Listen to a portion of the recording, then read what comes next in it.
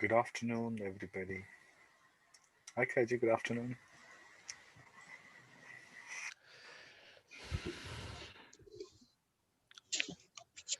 Good afternoon, everyone, and welcome to our second session today.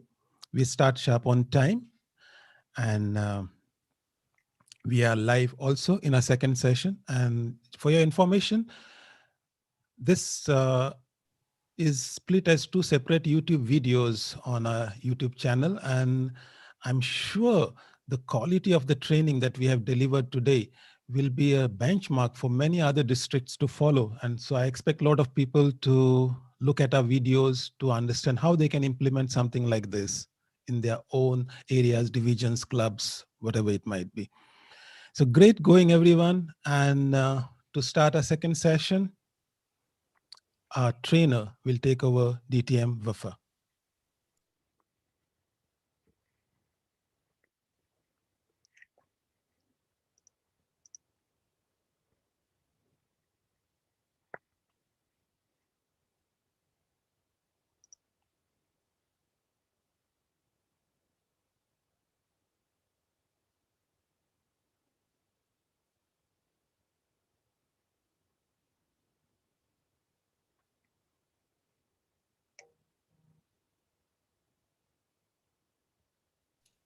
You are muted, Wafaa. Okay, thank you. So one message I want to share with you is a quote for Socrates, and he's saying that the more I learn, the less I realize I know. And this is something that all of us must keep in mind. When you feel lost, when you feel that there's too much to learn, here you are learning. The more you will dig deep in learning, you will understand that a long time ago or an hour ago, you know nothing. So as a trainer, this should be your mantra. The more you learn, the less you realize you know. So let's, after the break, let's do an energizer. And surprisingly, this energizer, I want to say that Dennis sent it to me. Dennis said, that's what I want you to learn, that you can go and search and see what energizer can fit. After the lunch break, we need an energizer. So that is what we need to do. Let me put my gallery view so I can see you all. So while we are waiting for if there is anyone missing, let's do this energizer together. Are we ready? Stand up, because after lunch, we feel like we have less energy. So let's do it together. Okay, this energizer, focus on your hand. And I want you to do what I'm doing, and by that, your blood circulation will move after a lunch break. So first, your right hand, you will hit your left hand by like that for 7 times. Count 1, 2, 3, 4, 5, 6, 7. Then your left, hit the right. Okay, then I want you to 7. Very good. Then I need you to do that.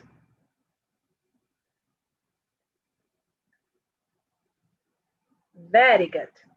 Then you will hit your hand like this 7 times. And then like this 7 times. One is as if you are hitting yourself 7 times.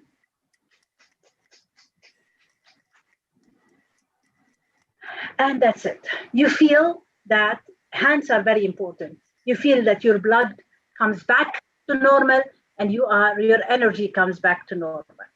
Ready to start? Okay. Now, Yes. the session is about the lesson. Oops. Okay, So this is the one. Very good.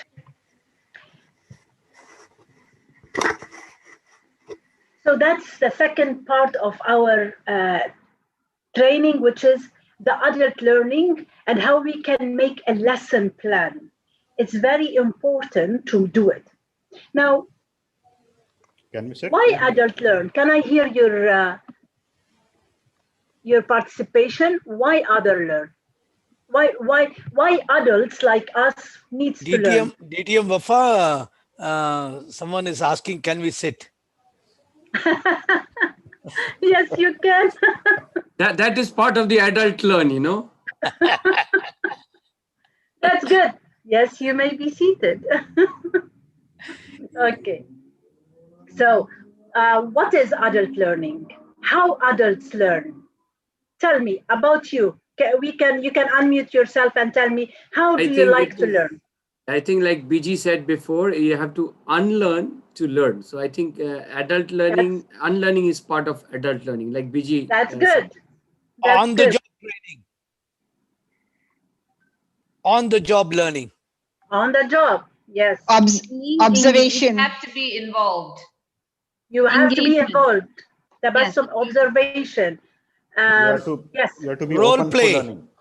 Role play. Making more mistakes. Mistakes. Exercising. Follow the leader. Practical. Follow the leaders. Exercises. Learning that's from others' mistakes. That's the wise one. So adult learn. Now let's see how adult learn. So as you said, involving them in the planning process.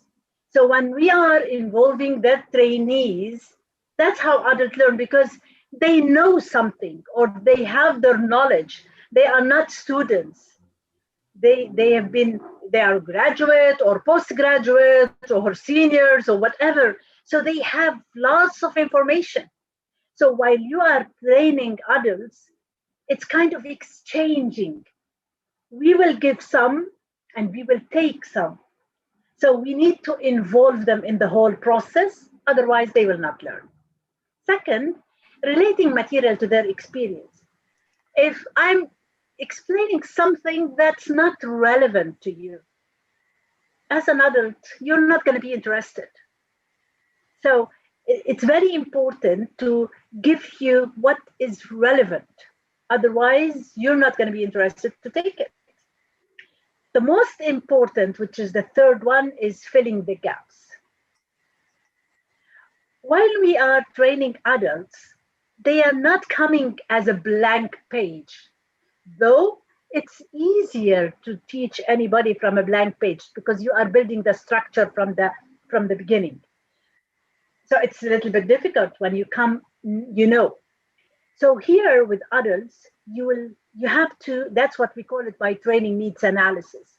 You have to assess what they know and then fill the gaps instead of explaining something that they already know, and it will be boring.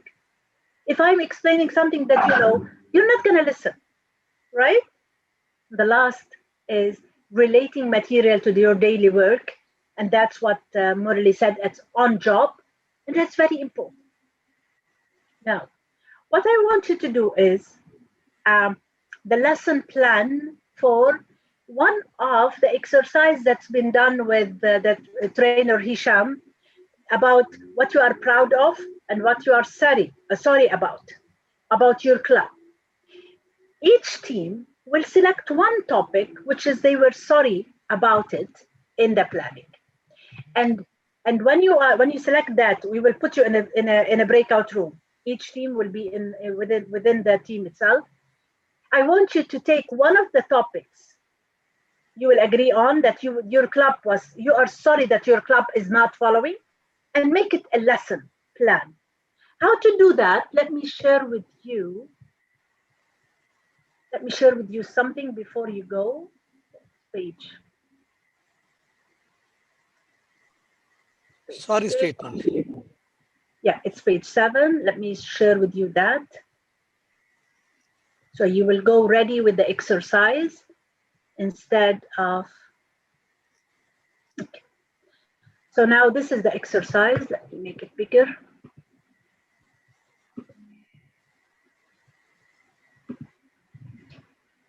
Can you see in front of you? Is it clear?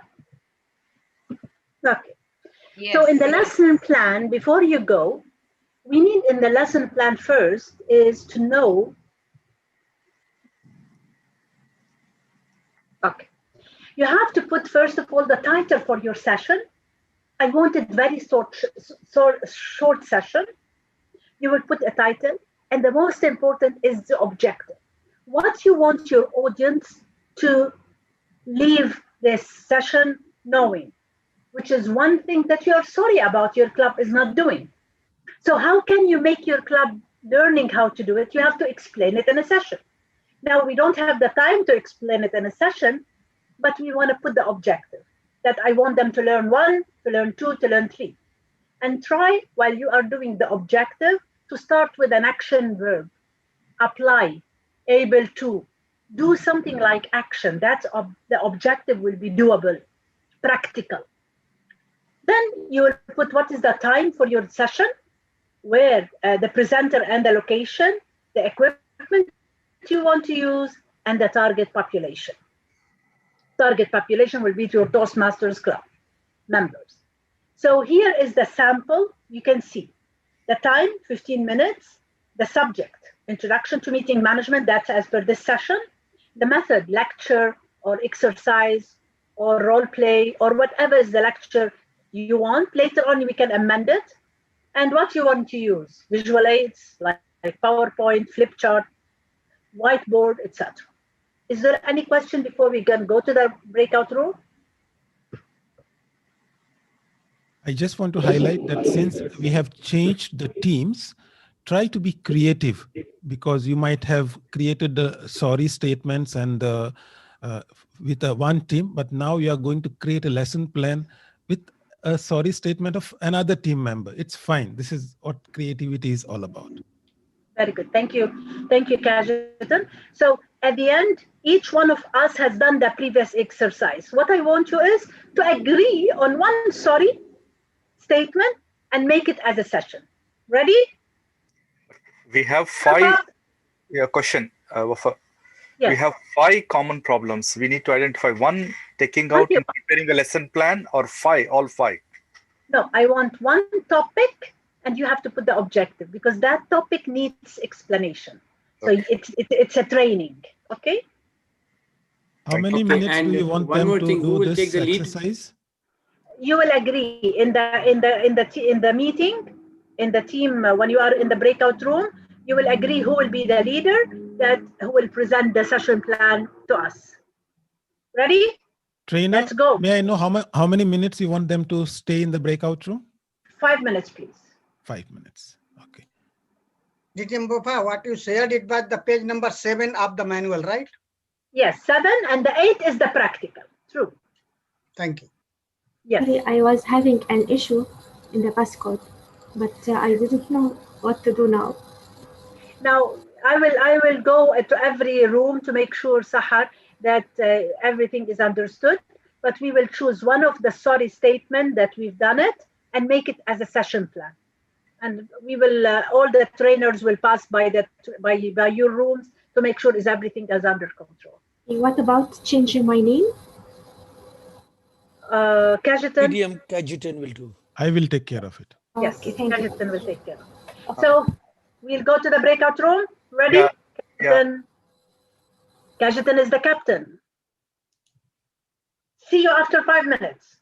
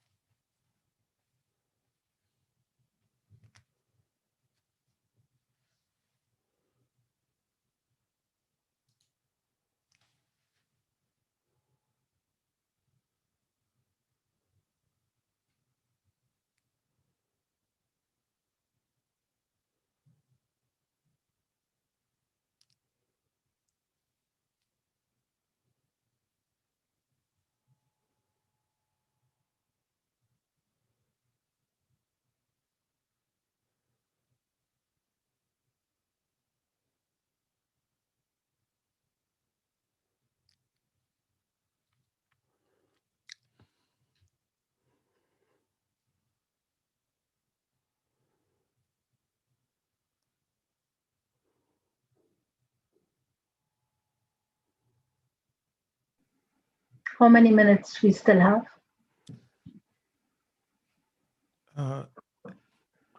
15 seconds.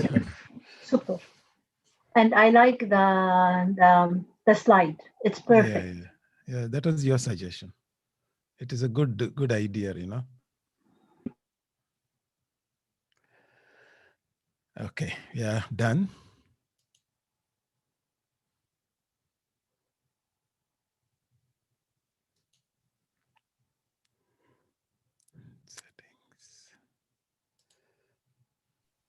I feel like I'm a flying object.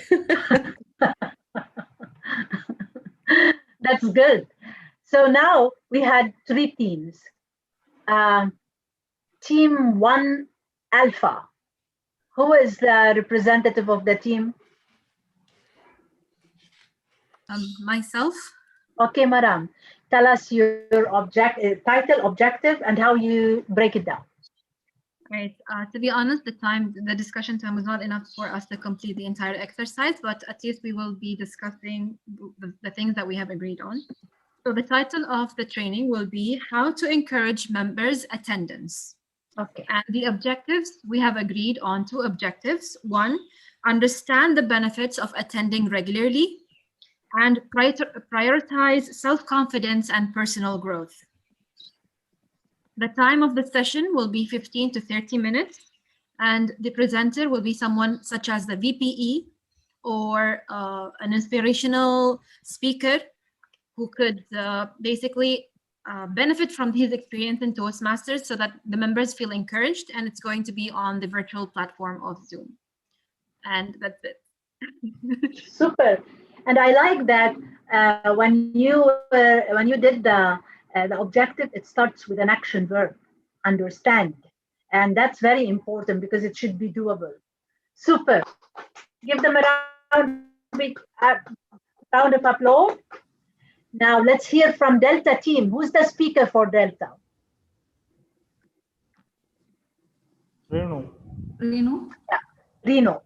Yes, Reno. Our title will be each one teach one, and major objective is all new members will be able to get a mentor. And the purpose of the training is to get proper mentorship for all new joining members. And the timing will be 2 hours. It's a 2-hour session. And the target population will be new joiners, all new joiners. And then we'll be assigning a mentor, and we'll be assigning mentors for all the mentees. And finally, the conclusion of the training. Super. The last team is the Bravo team. Who's the speaker in Bravo team? BG? Everyone? No, it's me. Zahra. All Good. right. So the title, encouraging the members to take roles during the meeting. And the objectives, plan and communicate with them. Number 2, share the meeting rules and the agenda in advance. Number 3, train them to take roles. Number 4, give them incentives and encourage them. And it will take 2 hours. The presenter will be the senior members, and it will be for the club members. And the equipment, laptop, PowerPoint presentation, and Zoom platform or Zoom ID. The target is club members, and at the end we'll do the testimonials. Big round of applause. I'm so proud of you all. 3 sessions. Just work on them elaborately in your club, and definitely you will have great training sessions. Let me go back to our screen and share the PowerPoint. Now we will go to the third part in our training, which is the training methods. And there are a lot of training methods. You have chosen the presentation of the whiteboard or the flip chart. We will talk about a lot. First one is the lecture. And in this lecture, our trainer will be Cajetan Barretto. DTM Cajetan, the floor is yours.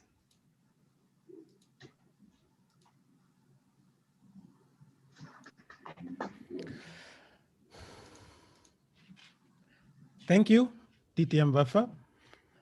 How many of you here have attended lectures? I'm sure everyone, right? I am You have attending gone for to last 29 college. years. I am giving lectures to my children. Do you like lectures? Giving, yes.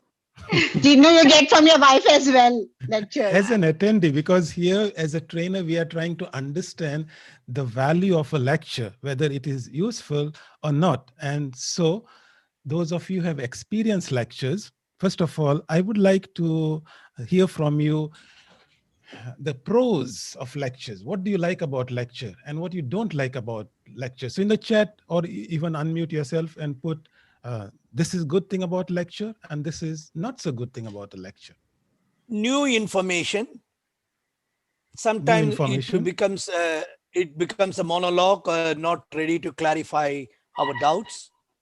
So pros and cons. Okay.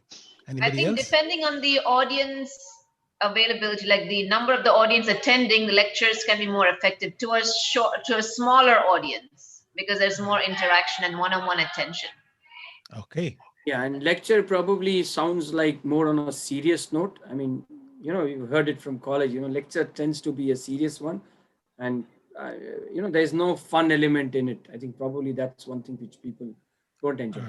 Lectures usually monotonous and it time consuming. At the same time, we feel bored, bored. There should be some fun element. The fun element is missing. One of the most oldest forms of I'm teaching. very sad, DTM Ram, because I started my life as a lecturer. Yes. I got my first job as a lecturer in computer programming. In reality, it was not a lecturer job because it's more of a trainer. You don't really lecture computer programming. Right. But that was the title that was given to me, lecturer in institute which was teaching computer programming. But I did get my first job as a lecturer in a college. After I had finished my master's degree in commerce, I got a job as a lecturer for teaching 11th and 12th standard children. I am not sure how many of you all have experience with 16 and 17-year-old children. I have one sleeping in the next room. Not yet for me. And the thing about 16 and 17 years old is they think they know everything. And it's really a challenge. But that was my first, what I should say, learning by fire, teaching around 30 students in a classroom, and they are not sure what they want to do. But that's where I learned my lecturing. And today, what we want to do is, I want you all to reflect on what is your experience. What has in your past experience, who is a person that has impacted you the most? And this is an exercise from again, you'll be going to the breakout room to experience or sort of reflect on your experience in lectures or training, whatever the case might be. And the page is page 9. And let me share the screen itself with you. What is the objective of this session? So an effective trainer. So adult learning theory states that we learn best by doing. Training is based on having individuals become actively involved, as you all are doing right now. I am not lecturing you, but lecturing is a tool that can be used as one of the training methods. It has its advantages. But in this exercise, what we are going to do is we are going to, first of all, ask you to think of an effective training program that you have attended. Think about the trainer, what tools that he used, what was it that really sort of made you remember it, okay? Your reasons could include behaviors, techniques, or incidents that you found effective from this trainer. So when you go to the room again as a team, try to remember, collect the information, come back into the main room, and again share your experience of what makes an effective trainer. You all will be in the same team, but obviously another person should be the leader this time. And so let me open up the breakout room, 5 minutes again.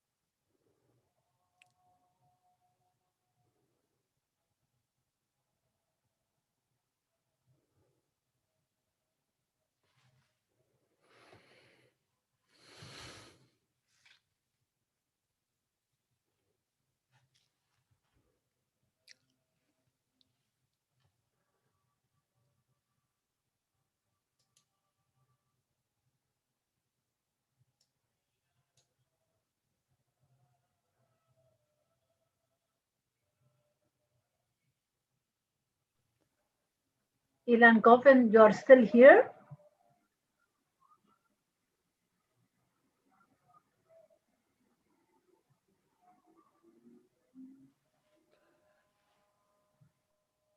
It looks like his connection is not stable. It seems so. Yeah. Okay.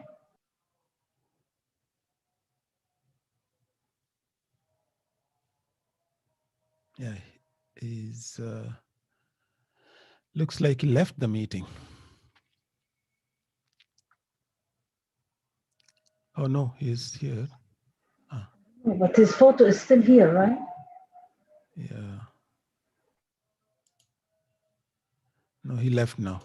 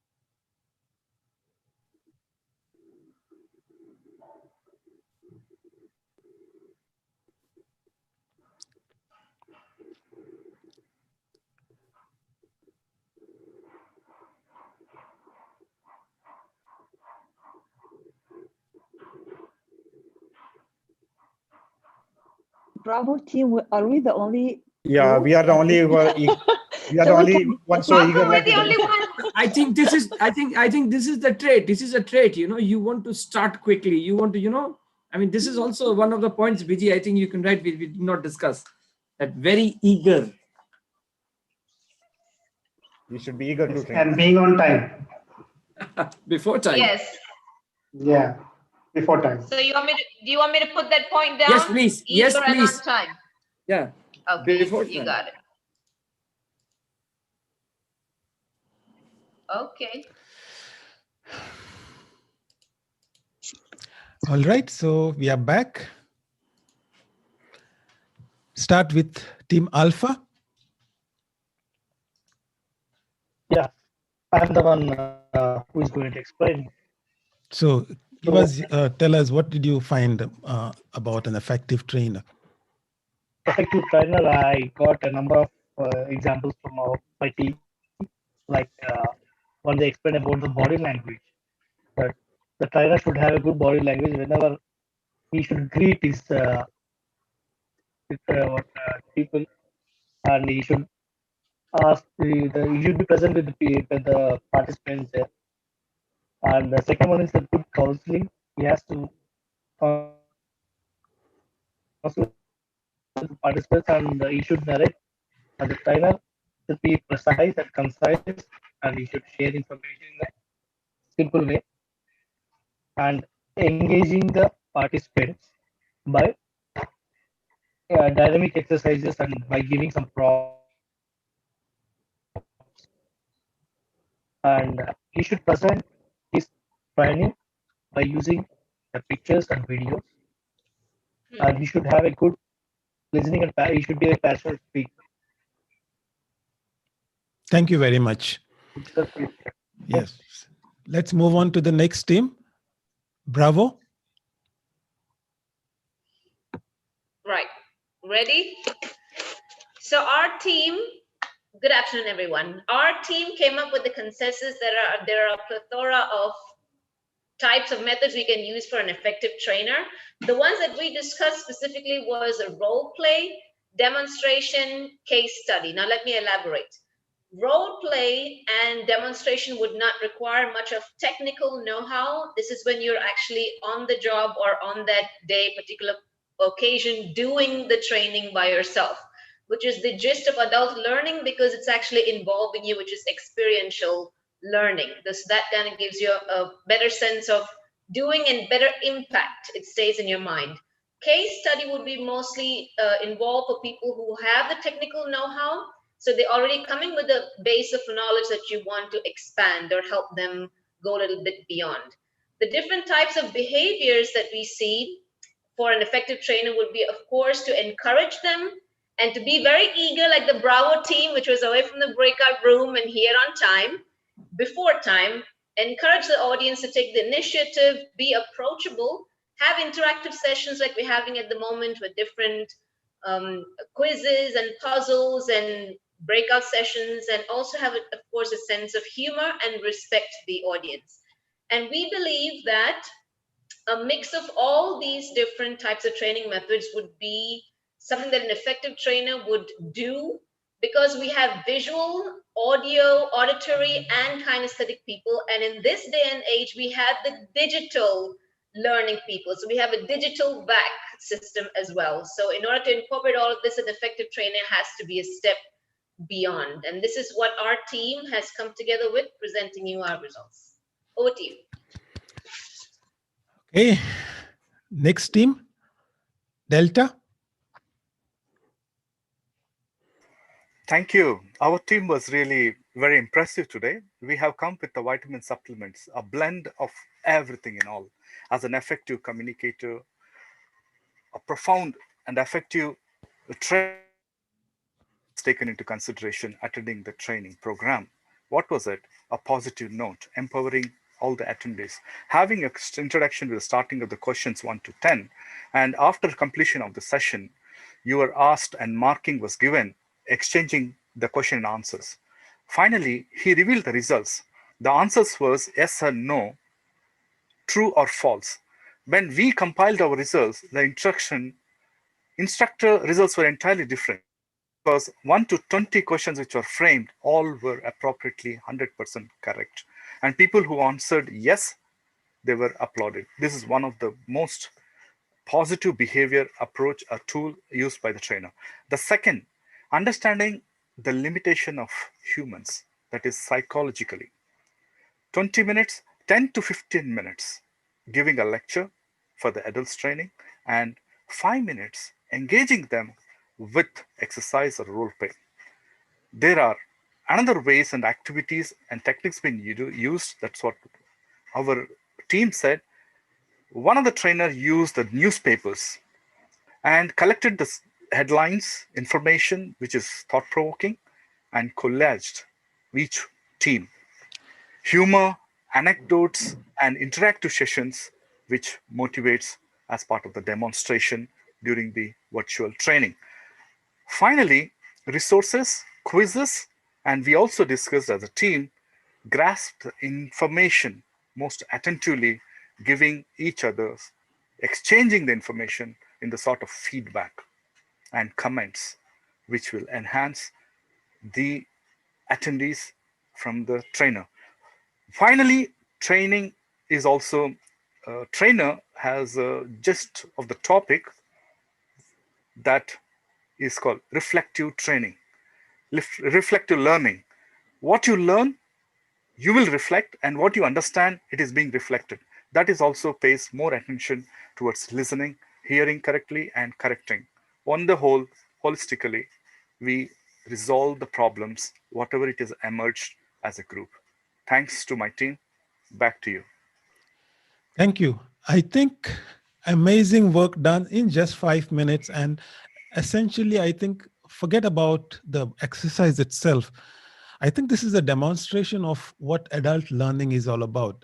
In essence, you have taught yourself. We are here only more like a facilitators, as we would like to call ourselves. But you know everything, right? It's just a matter of putting them into right structure. Now, regarding the lecture itself, it's a tool. It can be used, and it has to be used based on your situation, based on your audience. But if you have to give a lecture, then these are the few pointers I would like to you all to make a note of. First of all, lecture no longer than 15 minutes before introducing an interactive exercise. And this is something DTM Ramkumar just said, right? This is a best practice because we cannot hold the attention of audience more than 15 minutes. If you talk for 15 minutes, stop, give an activity, engage, ask questions. And this is the essence of a good, effective lecture when you want to do it.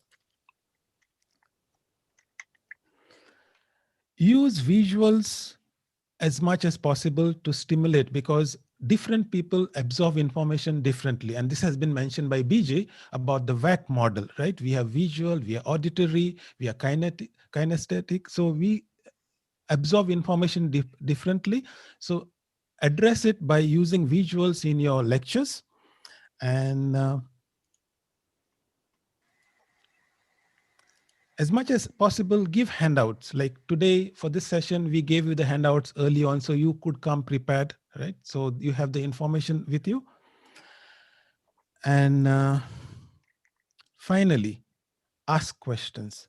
As much as possible, ask questions so that it gives time to the audience to reflect, make sure they understood what you have just told them, and they go home with the right message. In short, whatever I have said was already addressed or understood by you in your session. And that's for me, the most happiest part of this training session. Back to you, DTM Wafaa. Thank you, Cajetan, for that lecture. Though it was not a lecture, but lectures are important and we need them sometimes. Now, let's move to the other methods of training. The second method, the other methods of training, there are kind of 4, and BG was talking about some of them, which is the role play, the exercises, the case studies, and the demonstration, which is, as Cajetan said, what you did now, it's kind of demonstration. But let's go with them step by step. What is a role play and where do we use it? Now, it depends on the course that you are giving or the lesson that you are giving or the training you are giving. For example, in customer service, the role play can be a customer with a script that he's not happy and a salesperson with a technique of how to calm him down and solve the issue. It can be in a call center a person is calling, and usually when I'll do that in any exercise, I'll make the people sitting back to back so they cannot see each other as if they are talking over the phone, because it will make a big difference when you are face to face with the person or while you are over the phone. And because of this, we'll say always, when you are talking to the customer, smile, even the customer is not seeing you, because it will change your vocals as well. So we have to determine the objective, we have to introduce the role. If you cannot just tell them do the role play, you have to explain what they will do, who will do what time it's expected to finish that role play, and the reverse role. For example, the role that I want you to do is in page 10, which is the role of surgeon at arms. But before you go to the breakout room to do it, this exercise, it's based on 3 role players. The first role player will be the surgeon at arms. That he knows his role as when new members are coming, they will greet them and know from where they are, how did they know about us, etc. The second role play will be the guest, which is the first time is entering your club. And the third will be the observer. We'll see how you are behaving with the customer, what you are doing with the guest. Customer is a business terminology with the guest, and how we can improve, or what are the areas of improvement. So in any team, in the teams, I think we are more than 3, right? Yes, we have up to 6. So can we make them 3, or is it difficult, Cajetan? No, we can make it into 3. No, it will take some time to set up the rooms. So just keep them as is. So what I want you to do is, I want to do it 2 times. Now, make sure that each time different person. So the first time it will be 2 minutes. 1 will be, 2 minutes. 1 will be the guest, 1 will be the surgeon at arms, 1 will be the observer. After this turn, the 3 minutes, I want 1 to be the timer within you, that at 2 minutes you will end it up, and then another 2 minutes you will make another team, which is 1 that he was not observer, he was not guest, he was not the surgeon at arms, to be 1 of them. So you divide it in your way, okay? So change the roles. I want it to be done 2 times, and you will be there for 5 minutes, and then we will come and discuss it. Any question before you go to the breakout room? So that means we'll have the same team performing 2 times between the members. No, right? you are in the same team, but not the same member will perform. Yes. But we'll do it twice. Okay, got it. DTM Wafaa, can we have 6 minutes? Because 3 minutes into 2, twice. Okay. Can we have 6 minutes? Okay, thank you. Digital back. Can you explain the role of the observer? The observer will write the comments about the surgeon at arms from your perspective at the end, how you see surgeon at arms should react. Then when you are giving him the feedback, you will tell him, I would recommend if you have done that in the beginning or something. You will just see the whole thing and write notes. So this observer will be the presenter, or you will be only suggesting to them? It's just like presenter will be good. Sorry to It's kind of feedback. Yeah, as an evaluator. And each team will be given 2 minutes to perform their role play. 2 minutes. Yes, so I'll give you 6 minutes, 2 by 2, and 1 minute observer will give the feedback to the 2. Okay? Thumb up. And then the observer. Ready to go?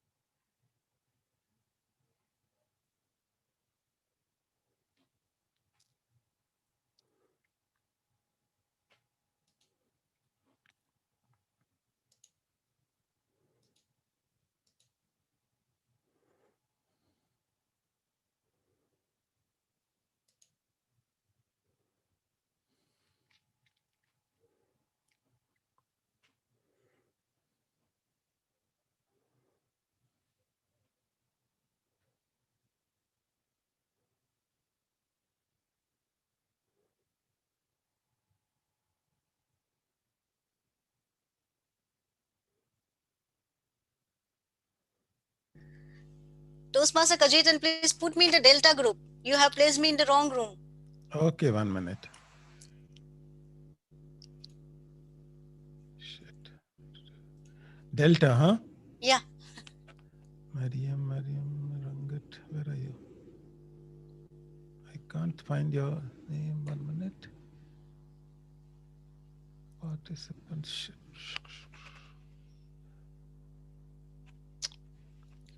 Okay, breakout rooms, unassigned. Mariam, okay.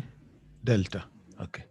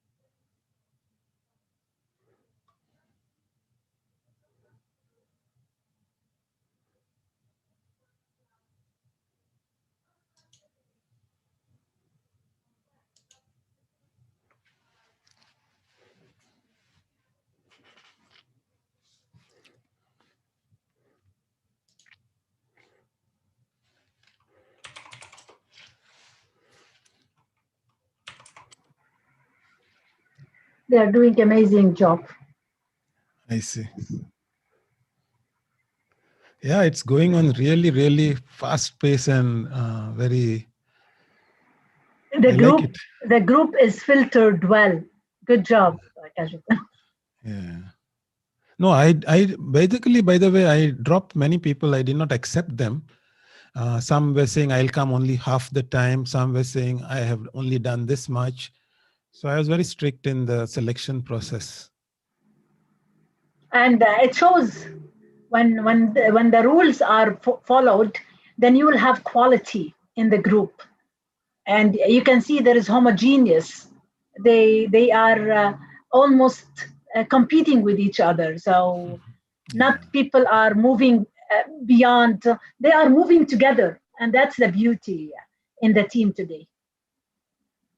I've done it several times, but not a single time there was that homogeneous with the members. Excellent. Seriously. Though one time I selected the members, but it seems it didn't work. We learn.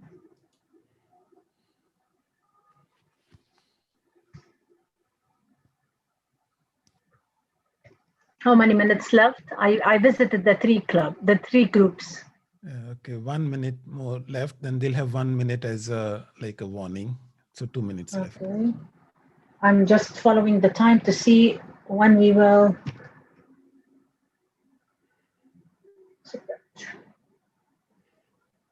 As per the timing for this exercise, 2 minutes as per our agenda. 2 minutes more for this exercise. So I'll try to take from the other one. As long as they share information, it's okay. We can maybe cut down something down the line, but so far it's going well.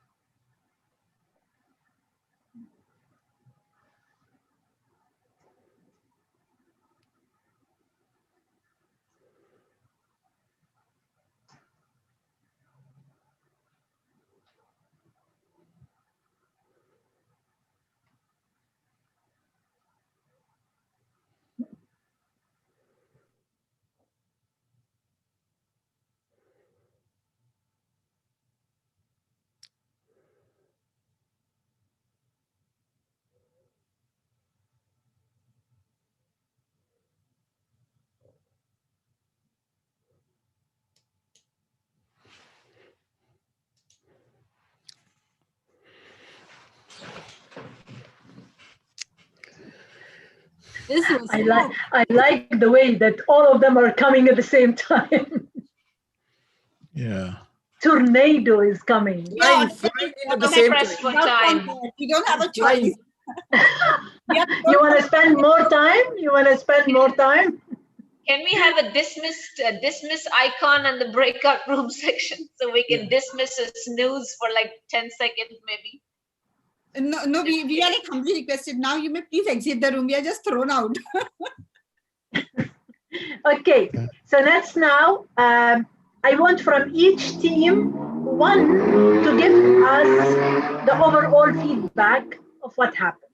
What did you see and how that was beneficial to you? So one speaker from each team, and we'll give maximum 1 minute. Maximum 1 minute because we want to go back to our agenda. We'll start by Alpha. Who will be the speaker? Give us a feedback about the exercise itself and what are the learning outcomes. How do you like to go? Okay, please, Mara.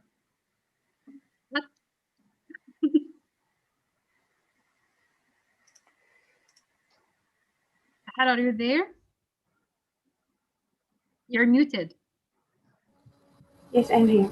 So it was a great experience not to be in Toastmasters, to be outside the box of Toastmasters. Now, when there was a guest, the guest was welcomed by the Sergeant at Arms, while the Sergeant at Arms also said the benefits for him to be joining the Toastmasters, and she promised to give him the will help at any time, and how to be a member, and how to arrange with VPE or VP membership to be just a member in the club. Also, the guest thanks the Sergeant at Arms and thanking for the inviting him. This was the main rule of this session of helping the guest to be a member in the Toastmasters Club. Thank you, Sahar, and thank you, Alpha team. Now let's go to Delta team. Who will be the speaker in Delta? Reno? Reno, yeah. Yeah, the floor is yours. Okay. Good afternoon. We had a guest in the meeting, and our Cajetan was welcomed the guest in a very well manner, and the guest was having so many concerns about his grammar, public speaking skills, and membership fee, everything. And our Cajetan explained everything very well, and she took an effort to make him comfortable during the meeting, just to give him all the information about the Toastmasters meeting.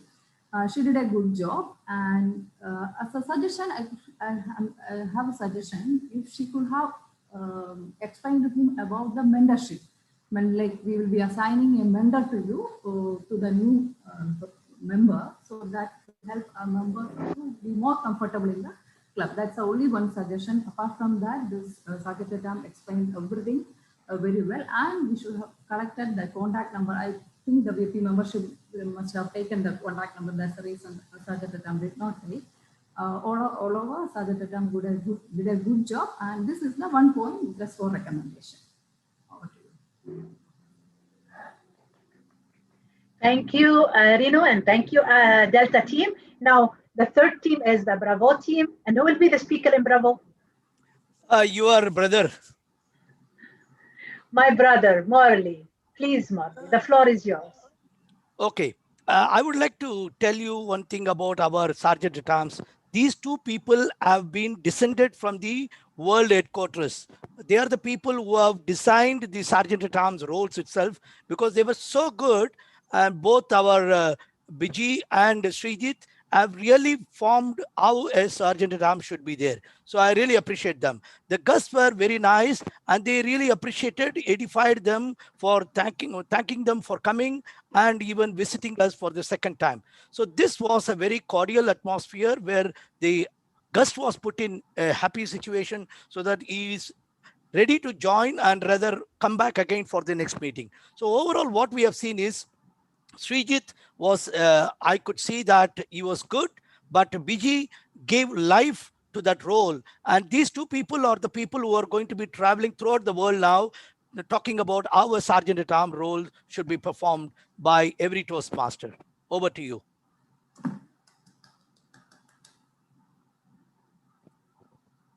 Unmuted. Super. Now we'll go for the second activity or role play or interaction, which is the exercise.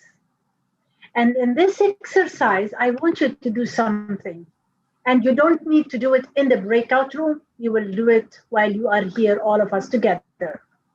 So what I want you to do is, first of all, it's the exercise. And the exercise could be physical and could be mental. Now this is mental, and I have chosen it that it will add a value to all of you.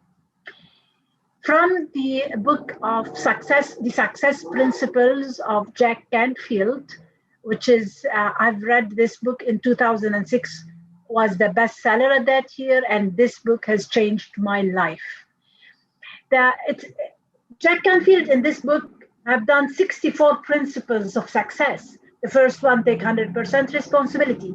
And the second principle, which is important, is called be clear why you are here.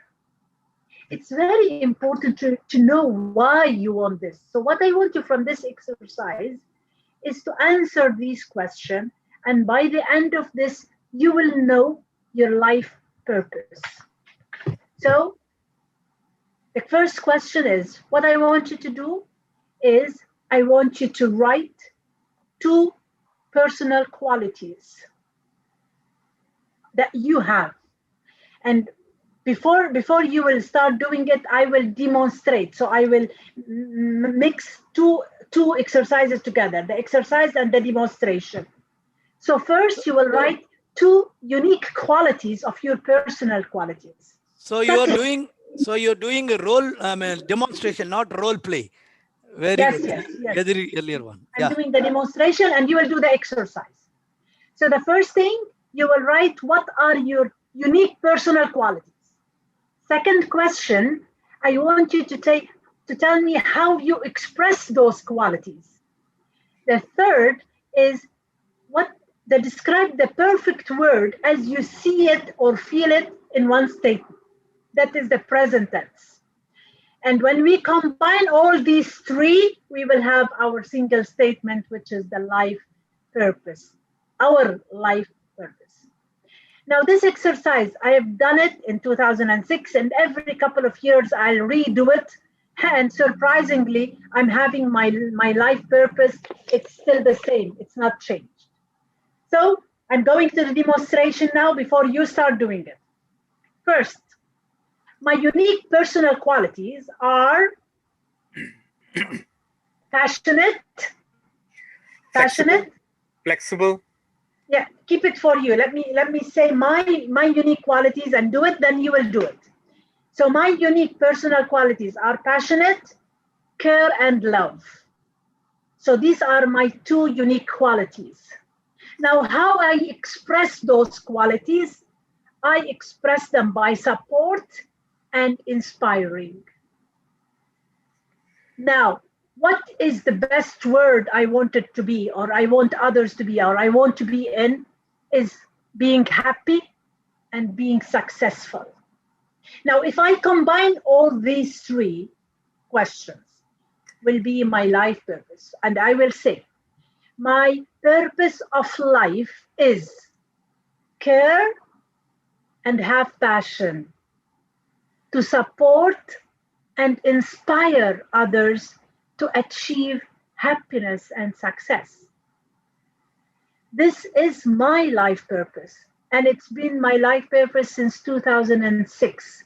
Definitely, you will have better life purpose, which suits your life. And what I will ask you to do it after you write it, to look in the mirror, look at yourself, and say it in your voice. My purpose of life is care and have passion to support and inspire others to achieve happiness and success. You will repeat it until it is you. Then you will know your life purpose. I asked you to do the exercise and I demonstrate it in front of you. Now, what I want you is I will give you 5 minutes. Timer, please give them 5 minutes. I don't want any mics. Mute yourself and I will mute myself to give you that peace of mind. I want you to focus within you and answer those questions. You may share them and you may not. I'm not going to ask you to share unless you want to share. It's not a must. But for me, my target is you know your life purpose. Is that clear? Super. Any question before we start? I will keep the question in front of you, but any question before we start? Super. Timer, please give now 5 minutes and I will share the questions again.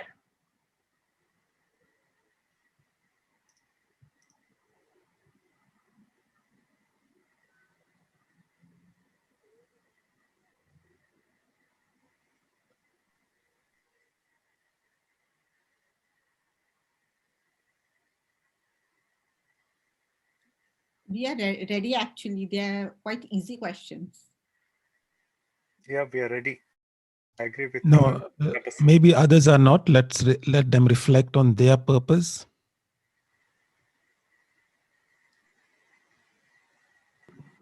I don't want anybody to speak unless I instruct you to speak. So please stay calm, even if you finish your purpose of life. If you all finish, just give me a thumb up. So when you all finish, we will finish.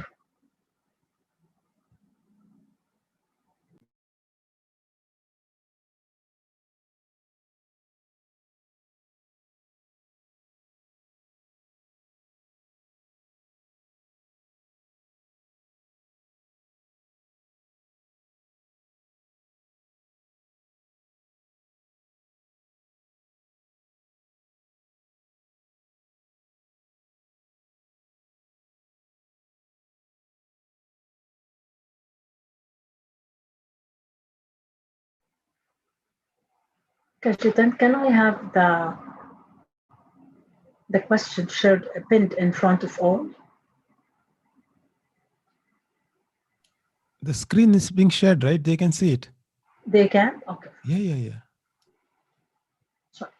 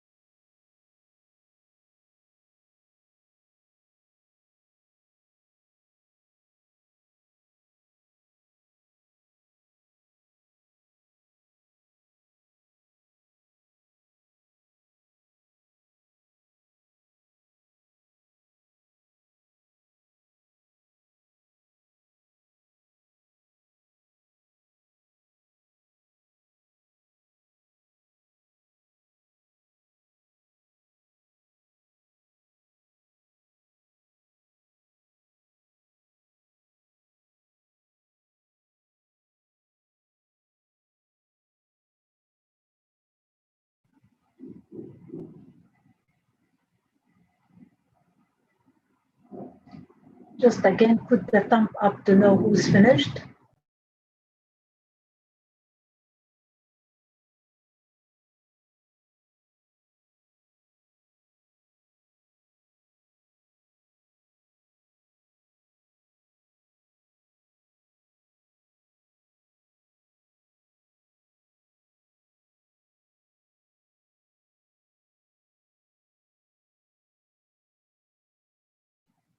Super. Our time is done. Silence is true, and we know that. And when you are silent within you, you will discover lots of great things. Now, I will not ask all to share, but I will ask three, if possible, to share their purpose of life. So, who will start with? Maram, please, our district VR. Thank you very much, distinguished Toastmaster Wafaa. I'm not sure if this is considered a statement. I think it's considered a paragraph. We will work on it to make it a statement, because the less, the more it's stuck. Okay, sure. So the two unique qualities, or two unique personal qualities, is steadfast and selfless service. And two ways I enjoy expressing those qualities is working hard and lending a helping hand. And the perfect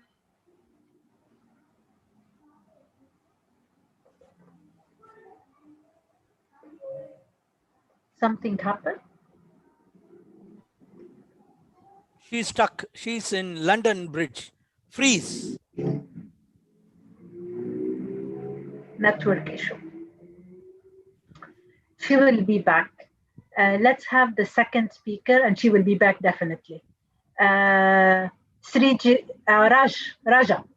Yeah, thank you so much for that invitation, DTM Wafaa.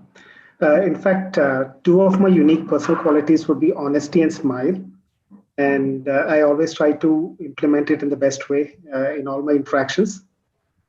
And the word that I feel is perfectly meeting me is the word RISE, which is actually the acronym for the 4 core values of Toastmasters: respect, integrity, service, and excellence.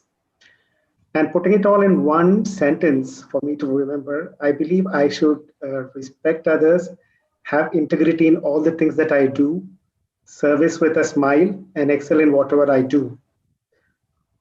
That is, I would do it in honestly with a smile. And I always believe in the motto, help ever, hurt never. Thank you. Thank you, Raja. It was pleasure meeting you and hearing to you. Maram, thank you so I'm much. back to you. Apologies, it looks like I disconnected. So until which part have you heard? Finished on the first two.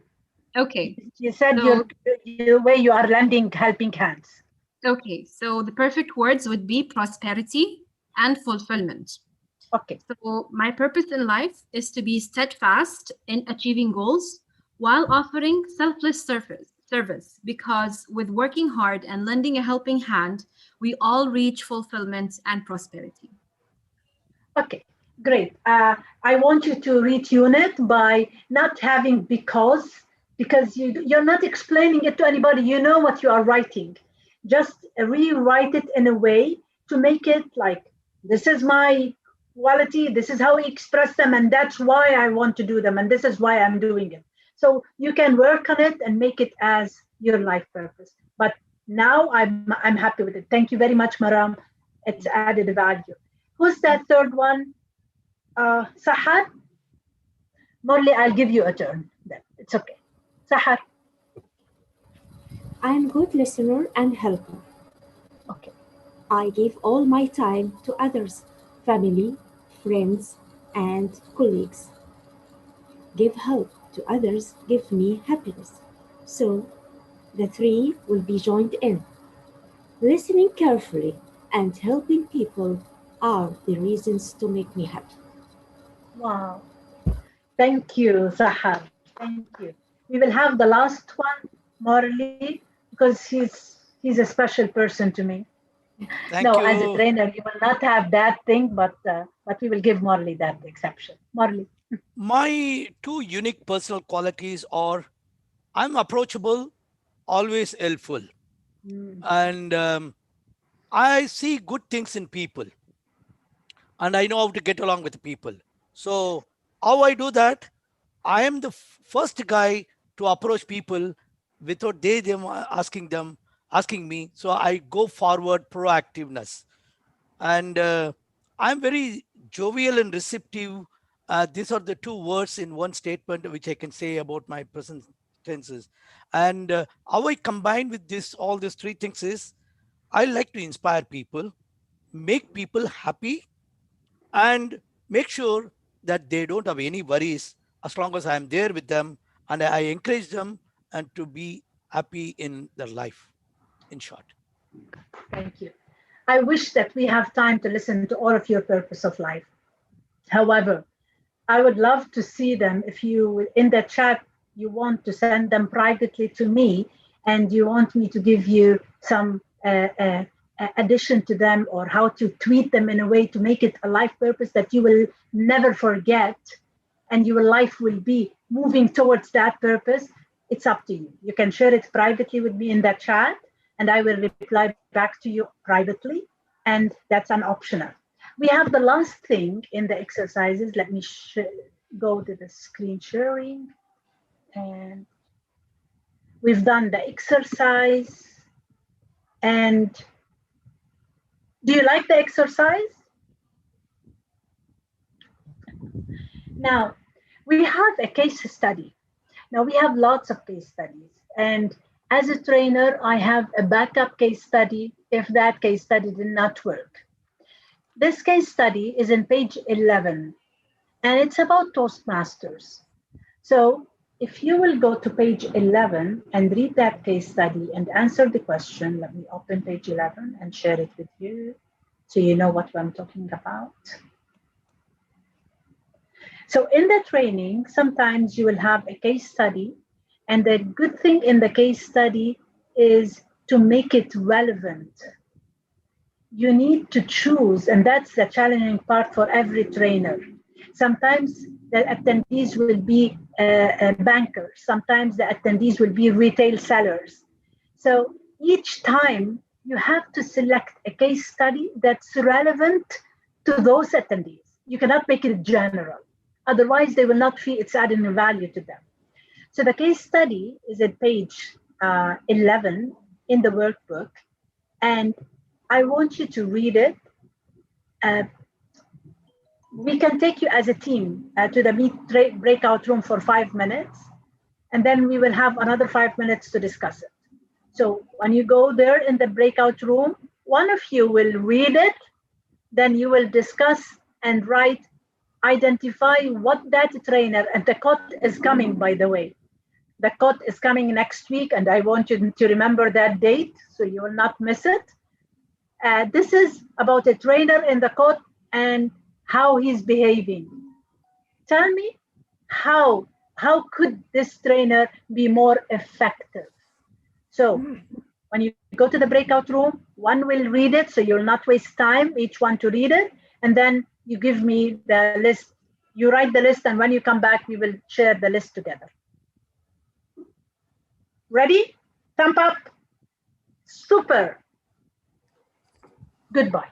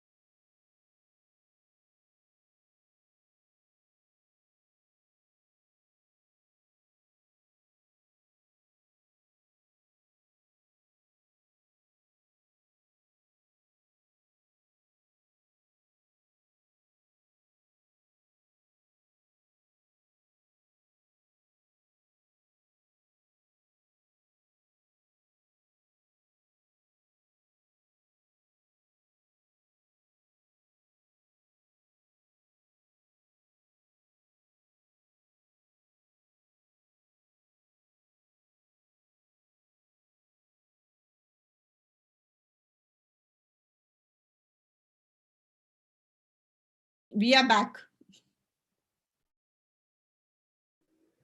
Because All are back. We are front. Come back. You forced us to come back in the before time, I think. I think I think our team came first. I mean, I'm we so came happy. first. I'm so happy that I'm not feeling the time, and I'm seeing that you're not feeling the time. The time is running like that. We didn't want to be like that. The person who is come there to give the training. We want to come early and prepare ourselves. Okay, so now you've done in every group, you've done what are the trainers. I know the case and you know the case. So we're not going to do the case, but I want you to tell me and I will write on the whiteboard what you will say. Each team who will be speaking about the points. And when you are speaking, I'll be writing the points on the whiteboard. Ready? Yeah. Who's the first team? Bravo. Delta. Okay. Bravo, Ginu. Okay, bravo, Gino. That's bravo, Murliji, huh? Yeah. Okay. Yeah. What's the first point? Yeah, first point, definitely should have arrived early. Okay.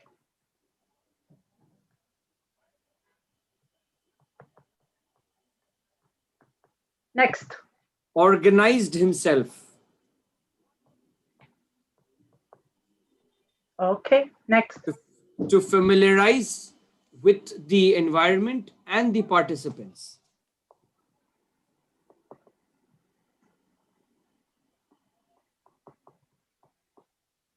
He should have moved and not stayed put in one place.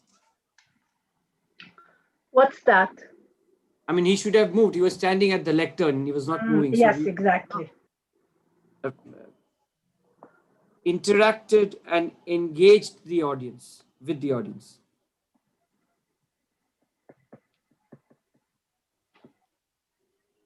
Interacted. Depending on that, he should have thrown pieces at the participants and anticipated a reply. Super. Slides should have, the fonts should have been bigger so that it would be clearly visible from the last row. And avoid complicated diagrams. And the biggest mistake was he was out of time. He was in a hurry to leave and he did not ask for a feedback.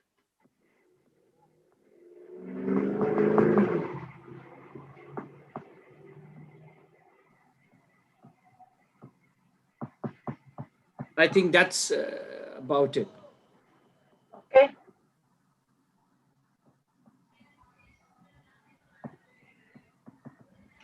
So this is bravo team.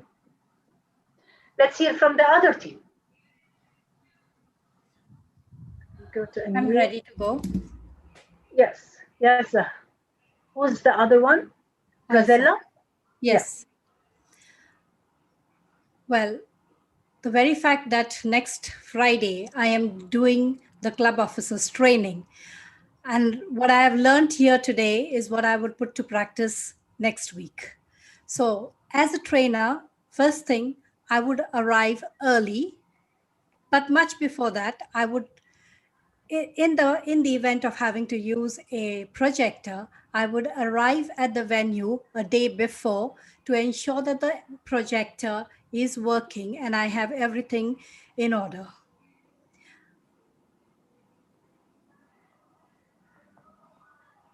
Yes. Considering that we are in an online environment, I would make sure that my presentation is in order, that I would be able to deliver it with me on the same screen, so that the presentation and myself will be seen when I deliver the presentation. Okay. In the presentation that has already been provided to me, there are bullet points. and I'm glad with that presentation. But to make it even more transparent, I would then make sure that only bullet points are there and I explain those bullet points.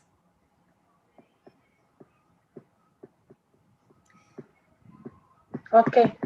I would also, though I have already confirmed to Toastmaster Biji that I'm going to stick to the presentation, well, today I think different. I would interact with audience and cut short on that presentation, which includes a lot of bullet points and explanation. Super. So we may have to do the Arabic translation depending on that. Coming to interactive or audience, to interact with the audience, I'm going to take back, as I said, the feedback from the learnings from this very training.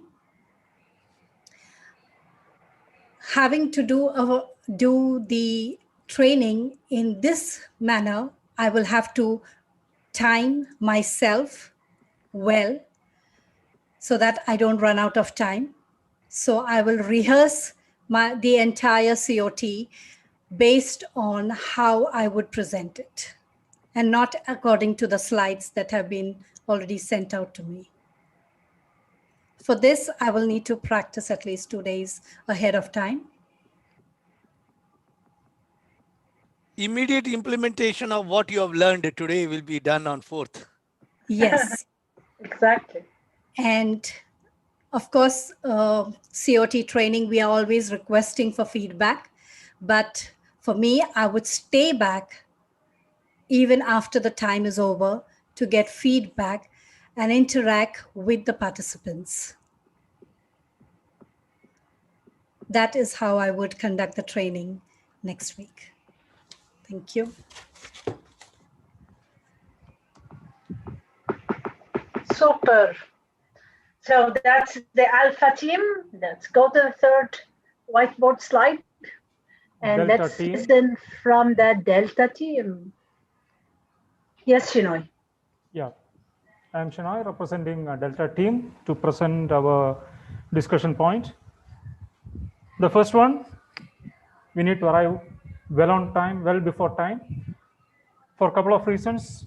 One, to make sure that we are getting comfortable with the training environment, and also to make sure that audio visual arrangements are done to our expectation. And also, when we are using the PowerPoint presentation, we need to verify whether that PowerPoint presentation is legible from the extreme corners. So Is what? always, we need to make sure that the PowerPoint presentation is legible from the extreme corners of the training hall. So what is preferred, we need to project it, and then we ourselves should move to the extreme corners and view whether we can read it properly. And of course, we should not read the notes. We need to speak to the audience, get interacted with them, and always we can go towards the audience to make sure that we are speaking to them. And always we need to plan properly. We need to plan properly so that we are having sufficient time to cover the training contents. And also we need to assign adequate time to take up the questions. And from the case study, it is not clear that whether the handout was presented or handout was distributed to the participants. It is required at least to have a small version or a concise version of the training contents to be distributed to the participants. And also, it is always better to have a backup, because the trainer was depending on the PowerPoint presentation. It can happen that the audiovisual is not working. So what is the backup? We need to make sure that there is at least a flip chart and a couple of markers so that we can put a common the key points from our presentation. These were the points which we discussed and presented. Thank you, and back to Wafaa. Stop sharing. Big round of applause to all of you. I'm so happy that you have solved the problem that in this case study is showing, and that will make the best training ever. What I want you to, if any one of you is in the training of the next week cut, is to make sure you are following what we've done today. Make it interactive, as you said. Make role play, make exercises, do demonstration, do case studies if you can. Make every 10 to 15, because that's internationally, they will say, don't leave the audience without an exercise. Every 10 minutes to 15 minutes max, you have to give me something, either by thumb up or write on the chat or do anything. Don't leave them 10 minutes without communicating with them, without them saying something to you. Thumb up is enough. So at least there is an interactive. So it's very important to succeed is to continue interact with your audience. And that's my personal advice to you. Now let's go back to our slide. I think we are done from this part. So we've done the exercise and we've done the case study and we've done the demonstration. Now the facilitation technique will be done by, let me check, by me. Okay. Okay. So what is the facilitation technique? One of the facilitation technique is the questions. While you are, usually, as we said, we are speaker, there is trainer, and there is facilitator. All of us are looking forward to be an international facilitator, that we will talk 20 minutes and we'll let the audience speak and work for 80 minutes. That's the target with adults. Now, one of the facilitation technique is the question technique. And if you think that that is easy, I will tell you no.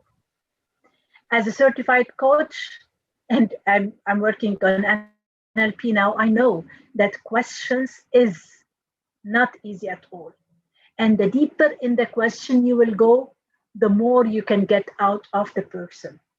So there are different kind of questions. There is direct questions. Who can tell me what are the direct questions? I need an example of the direct questions.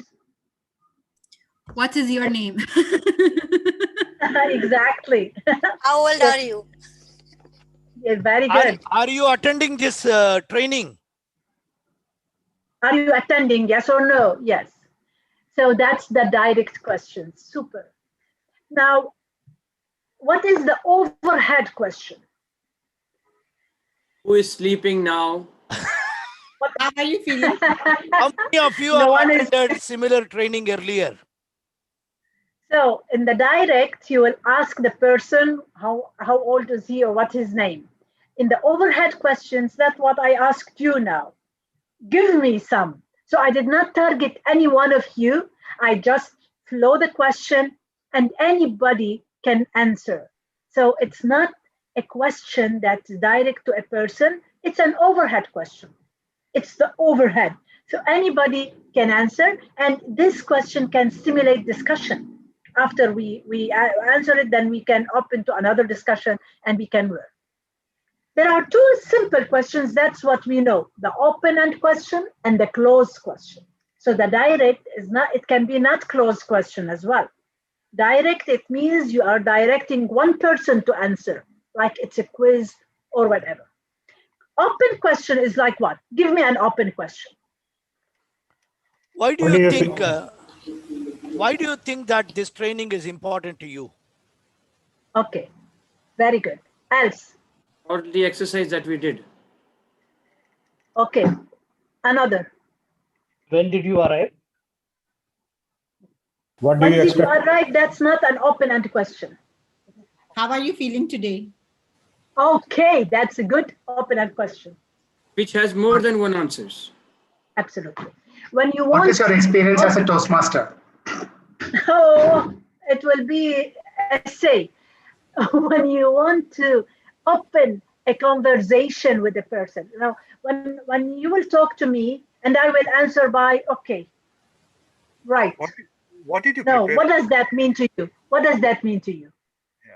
What did you prepare? If you will tell me, how are you, Wafaa? How are you? How are you is an open-end question, right? But if I answer by, I'm okay. There is Are you something okay? not. Absolutely. No. Means I'm not in a mood to open up. I'm not in a mood to discuss. So we have to respect that when we are asking. So I want you to take care of that. You use open-end questions to open a discussion. But sometimes the people, they don't want to open up. Respect that and leave them. And now give me an example on the closed-end question. How was today's training? Good? No. Are you satisfied with the today's It can be training? open as well. Yes or no. It's like yes or Are you no. satisfied with the training? Are you satisfied? Yes or no? Are you happy? Yes or no? Give me closed-end question. Questions that the answer can be yes or no, not a sentence. Are you attending the Is it cold today? Is it raining now? Are you attending? Are you attending a training? Yes. Yes, صح.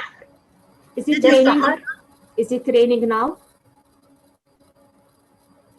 What's the first word I did not hear? Is it Raining. Raining now? Is it raining now? So it will be either yes or no. Am so I when audible? The question, am I audible? You are crystal clear. Okay, so you need these kind of questions to know your audience. Are they with you? You will know how much they learn, how much they observe. But there are different kind of questions. You will know what type of questions depends on the situation. And sometimes with a closed-end question, we can do them in poll. Instead of asking them, we can run a poll. So they will answer by yes or no or whatever. So that's very close and limited to the number of questions. If it is an open, then we will leave a paragraph so they will write, which is not all people like to do it, right? Right? I need a thumb up. Super. Let's move on. So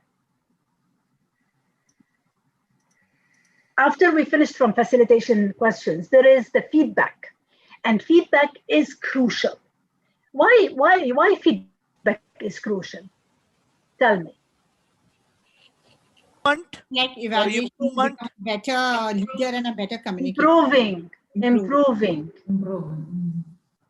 One, to know True. if the person has understood, and second, to know if you have delivered. Absolutely. So first of all, you need to make sure that what you've said is understood. So the feedback will let you know that it is okay. The feedback will let you know if there is an area of improvement or whatever. And in the feedback, you have to be specific. So the feedback, don't overload the person with information. Sometimes when you are giving me a feedback, if you will make it in a big paragraph, I'll be lost between lines. But be specific, like bullet points. 1, 2, 3. Then it will stick. Then I will know what to do instead of making it vague. Okay? Be specific and factual. Go with facts. And this is what usually will always be say in Toastmasters. When I'm saying the person, your body language was not good. Okay, how? When you've done like that, you crossed arms. That's not good. Okay, so what I have to do? You have to do your arms like that. So you have to be factual with facts. You cannot give feedback because it's your opinion. It's a fact, not because you like it or not. Respond immediately after the event, because after that, you will forget what happened. So give the feedback after, and that's what usually we do. We give as a training, we'll give the feedback forms after the training so the people can give us the feedback on the training. Now, do you think some people will be amazing, extraordinary trainers and they don't Feedback? Everybody, even Cajetan requests. He's extraordinary. He's too good. Still. Yeah. There's always room for improvement. Absolutely, absolutely. And that's what I said. If you learn more, you will see yourself that you know less. So that's by learning. Everyone, each one of us need a feedback. Even if there is a huge number of years. Some people will tell me that, Wafaa, you've been in the training field more than 23 years. You haven't done anything in your life except training. So how can I give you a feedback? I have lots of areas of improvement. If I will reach a level, no areas of improvement, it means that's the end of my profession. Did you get me? You will never reach the ultimate. When you reach the maximum, it means you are over. That's it. Go search for another profession because you're learning not anymore. So by that, we've done the speaker to trainer, and the exercise is in page 5, giving a feedback. We've done the feedback in front of us, so I will excuse you not doing this exercise because we've done it before. Now, regarding the flip chart, what did I use today? The whiteboard. I use the whiteboard. Now, flip chart, in the college, we have 3 studios in the Australian College of Kuwait. So when I'm training the corporates, I will go to the studio. There is a flip chart, there is a board, there is a camera, there is everything as if I'm in a real training. And our corporates are taking the training from their places. So I'm in a physical training. But when we are doing in Toastmasters, we may not have a flip chart. We may not have a board. So you have another way of using it, which is the whiteboard, whatever it is. Use something to write notes. So it's the same thing. It will happen on the flip chart or the whiteboard. Print in block letters. So make the letters clear. If you write like you are writing your own message, it will not be clear and it will not be useful. Not like the trainer. True. Limit that one topic, 7 lines of 7 words. So make sure it's less words, because the less words, it will be fit the flip chart. And write on every other page. You see that every team in the second exercise, I make a separate page. So it will be focused on the number of lines I'm writing. Make sure it's clear to all and write. If I write in yellow, it will be clear to you? No. So what are the colors I use to write? Black, blue, red. Blue, red, and black. These are the colors that they can catch the eyes. Too much red, it will affect the eyes. People will not be happy. But if you want them to focus on one sentence or one word, write it in red, it will catch their attention. Blue and black, perfect to write. Green, not always. With green, we can underline or circle. So you need to know how you use the colors while you are writing. And that's very important while you are working on a board or a flip chart. Any question on this? No. Super. Now, this is just a minute.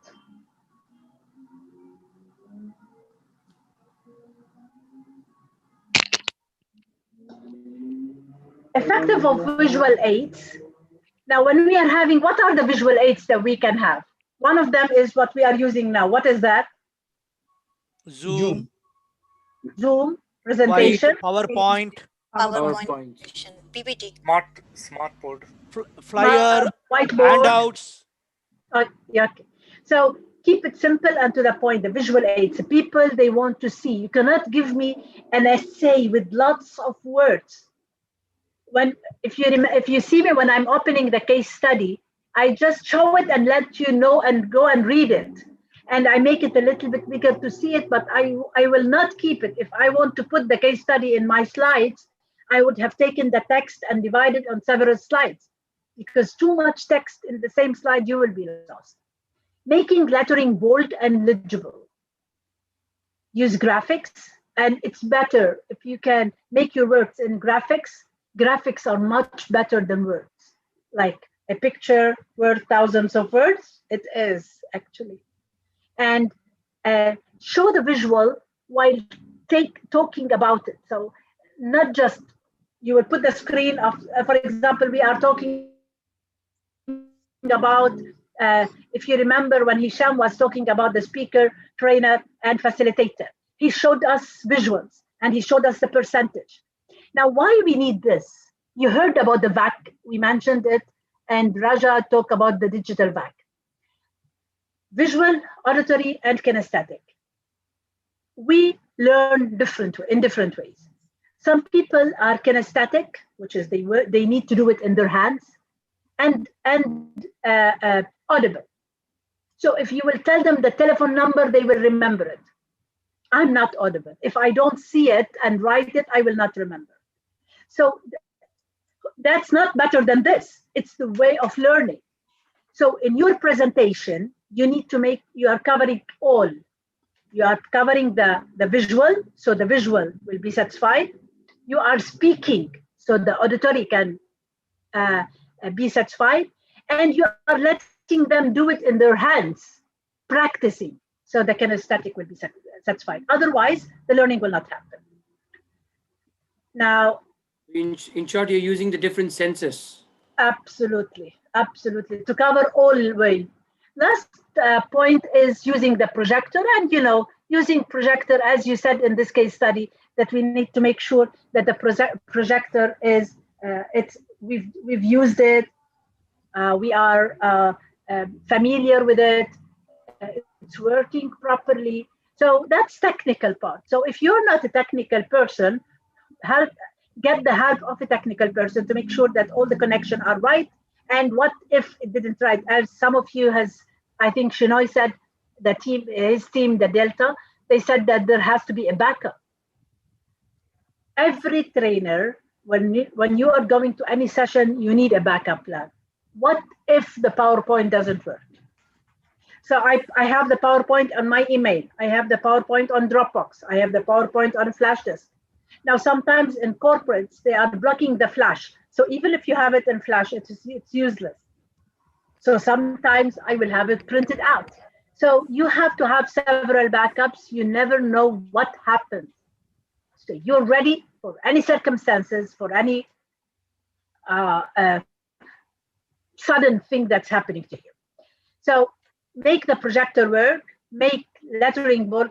This is how to project things, and show that it's working and disclosing the points properly. Now, before going to that, that's how we interact with others, and that's the facilitation. We need a PowerPoint, we need a Zoom, we need a whiteboard, we need a projector, we need to ask questions. All of this together, that's facilitation. How you will facilitate your session. So when we take care about each part of these points, our session will be successfully done, and always take care of the time. If you see me, I'm always looking about my time schedule to know when each slide should finish. Now, if we are lack in some slide, we will overcome it in the other slide. And by that, we'll make sure that we are following the trend. Now, let's go to the second presenter. Now we have Cajetan, and Cajetan will run. Yes, there's a question. Shinoy. Oh, there are lots of questions. Sorry. It's not a question. Yes, it's just a point which I would like to share from my experience. When we prepare the slides, we are using some colors. And we see in our laptop screen or the computer screen, but we need to understand that it will not be the same color which will be appearing when we are using a projector. So it can happen that I'm using one color and it is very legible in the laptop or computer screen, but when I project it, it may not be legible. So we need to be aware of that color theory or the color logic, and we need to select the appropriate colors. Thank you. Back to Wafaa. Thank you, Shinoy. It's very nice note, Shinoy. Yes, colors on projectors they may go different. You need to test them before to make sure they are eligible. Morley. We had a very good trainer in Australian College of Kuwait, where she told us to send the presentation to her by email, so that is a very good backup in case. We appreciate the trainer. Thank you, Morley. Any comments before? Yes, yes, Ram. What is the standard font size and what is the best for presentation in general? See, as per the titles, the heading, it can be between 28 till 32 is good as a title. Inside of the content, it can be 16. It will be good, and in the sub, it can be 14. Now it depends on where you are projecting it. So the size different between 12, 16, and 18. Not more than 18, not less than 12. That's the body. And between the title, it's between 28 and 32. Cajetan, you have any other figures? That's in my experience. Thank you. Yeah, my experience is, since I am kind of blind, whatever I can see, that's the font size I will use. But there is, when you click the header, there are two types of header, header 1, header 2, header 3. It will take by itself that one. Yeah, Normal. but that will be in the see, when slide you talk master. about this, yeah, so you have to understand where it will get projected. So if you are talking about projecting now in online, I know exactly what is the size of your screen. If I'm projecting it in a classroom, then I need to understand where the projection will happen.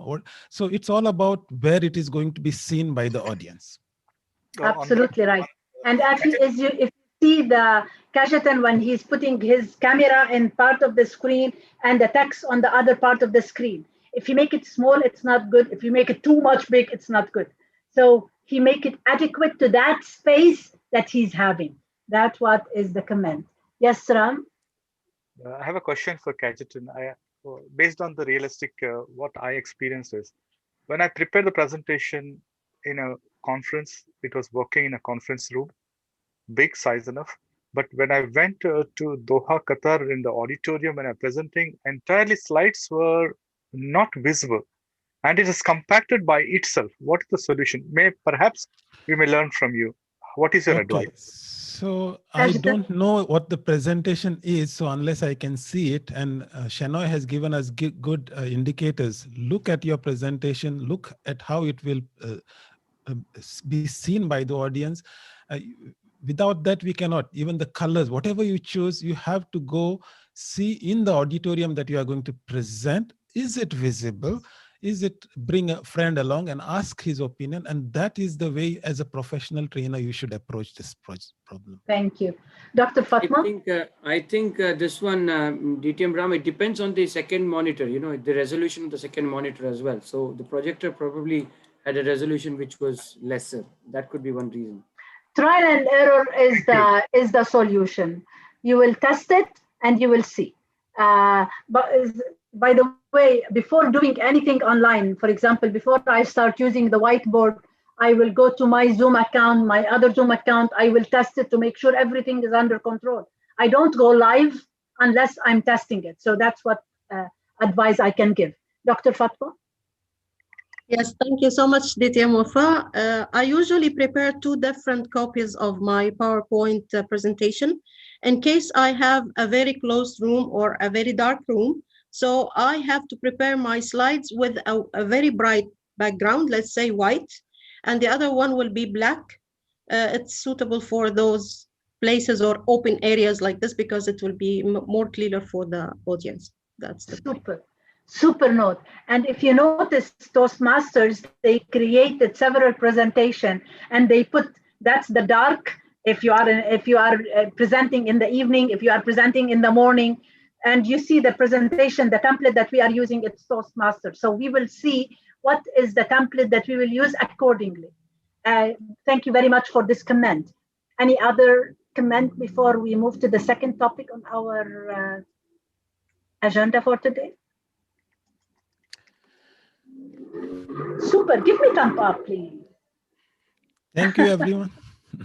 Now, Let's move on. Cajetan, the floor is yours. Thank you. Before I start, you might have realized it's time for an energizer.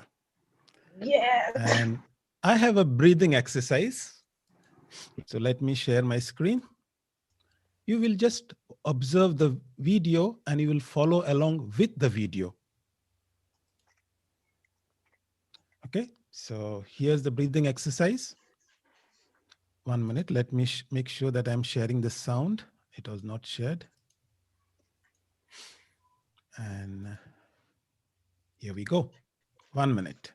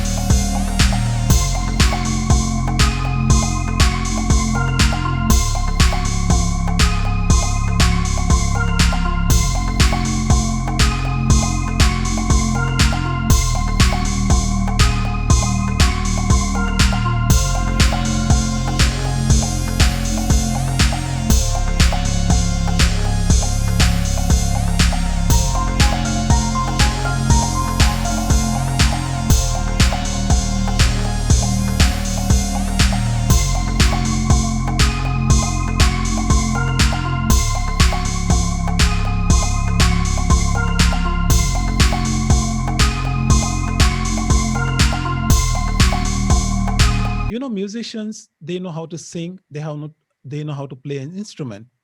And when they want to record, what do? They go to a studio and they create a beautiful song, which we listen. But then the pandemic struck, and what happened?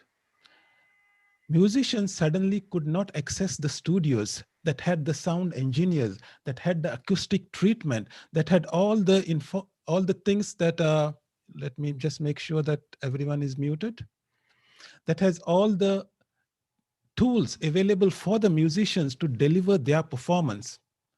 And so they had to do music from home. They had to teach others from home. And if you are doing music from home, suddenly you have to bring the entire studio to your home. But there are no people, there are no equipment. So suddenly these musicians had to become studio engineers. They had to become acoustic engineers. This is not part of their skill set. And the same thing is happening to us as trainers. We, as whatever we have learned today, all the skills, they will work very well when we go to the physical meetings. Then we use the flip charts and the data projectors. But in an online meeting, all you have is Zoom. And then as a trainer, you need to figure out what is the best way you can use all these tools. And Wafaa has already done something similar, right? Wafaa has used a kind of a simulation of a flip chart by using an iPad. And I want to ask you a question, and you can either unmute yourself and answer. Why did she do that? I mean, why did she waste her time writing something? And let me also try and simulate what she was doing. So I'm going to simulate a flip chart, not as similar to hers, but it has the same idea, right? So she was asking you all about Team Alpha, for example, and noting down whatever they were saying, right? Now, why was she doing that? Why was the flip private connect to show the connection to show that these are available, which we are not used all these days. Now is the time to use or to practice. Come out of those. What is the effectiveness? She could have just typed it on her visualize. screen. Right? We are able to see it. Visualize. She could have just typed also. Time saving, and there's a personal connect. Yeah, personal connection. I think that variety. Yeah, she kind of feels that the trainer is adapting that physical way of doing meeting online. So it's like a connection for them, I think. Trying to think of some ways. He had a flexibility of Like connecting, she could interacting. have done something like that. Instead of using the pen, she could have typed on this on the screen, right? As I'm doing. To show our knowledge also. It's a kind of a kinesthetic activity, I guess. Absolutely, that is the answer. In fact, different people learn differently, and I find Flipchart as a very useful tool because it allows us to sort of connect, slow down the thought process. So when I'm writing on the Flipchart or when I'm drawing something, when I'm making a note here, in reality, what I'm doing is I'm sort of using, hang on a minute, let me use pen size. And so I can slow down the thought process, bring the point to focus. And this is how you can use it, which means you as a trainer, if you want to be effective, as Priscilla was saying in her session, that when she is going to give her COT, she wants to not just do a presentation where she appears as a small box on the side of the screen. If you do screen sharing, she wants to be part of the presentation. And this is one way of doing it, correct? Or if you want to show a presentation like this, where I show myself as well as the content side by side. So I don't have to worry about you looking at the presentation and not looking at me. Now I'm forcing you to look at both the content. But this requires us to adapt. This requires you to become like the musicians became sound engineers. This requires you as an online trainer to become tech savvy in online tools. Okay, so whether you are going to do screen sharing, whether you are going to use a tool like what Wafaa was using as a flipboard, whether you want to do sharing as I am doing right now, how can we do it? How can we make our training more effective so that the attendees listen to us? Now, besides this, by the way, in Zoom itself, there are a couple of ways you can do that. Okay, so you could start as a trainer, first of all, in Zoom. And those of you who have support for Zoom, let me show you one technique of sharing. So what I'm going to do is let me switch back to my normal camera so that you can see me normally. And what I'm going to do is in Zoom, I'm going to do a sharing called, and those of you who don't know it, maybe I can share my screen itself. Okay, so you must be seeing now the entire screen that is in front of me. And what happens is if you use the option to share,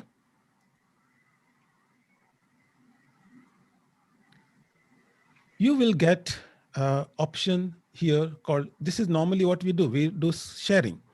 But if you go to the advanced option, we have something called share PowerPoint as a virtual background. And this is one way where you could say, I want to use this new feature of Zoom, which allows me to show PowerPoint as a virtual background and say share. It will ask me to select the PowerPoint and I'll click open. And what basically Zoom is doing is it is converting the entire PowerPoint as a virtual background. And you can see that I can move myself around and talk to you while you are seeing the PowerPoint at the same time. Also within the presentation, there is a slide where I can go to the next slide. Next slide. So as you can see, I'm presenting, and here maybe I find myself a little out of the, I can simply move myself on the other side so that you can see me and the PowerPoint content at the same time. But ideally, if you are doing this technique, what you would like to do or what you should do is prepare your PowerPoint presentation so that the content is in one side and you know that you will move yourself on the other side. So this is an excellent way of creating content or showing content to the audience while they are engaged with you at the same time. And that brings me to the other aspect of engagement. And what I want you all to, and that is basically talking to the camera. All the time, it has taken me a long time to get adjusted to the idea that if I really want to keep connected to you, I need to keep looking at the camera, because the camera is what the audience is looking at as eye contact. So as an effective trainer, though I might look once in a while to see what is it there on my screen, when I'm talking to you, I should always look at the camera, communicate to the camera. It's a little hard to do, but with enough practice, you should be able to create that connection with your online audience. So this share PowerPoint as a virtual background is a very good starting point for those of you. And those of you who struggle, who have a problem with virtual background, because not all computers can have virtual background, might be it is a good opportunity to convince your family, other family member, it's time to upgrade your laptop, time to upgrade your PC to a better one which has which can support virtual background. Because that is, if you are a trainer, this is now no longer a luxury for you. It is your tool of the trade. You want to be, you don't want to just come to the training, put a PowerPoint presentation, you are in a small corner on the side of the screen, and it's not effective enough.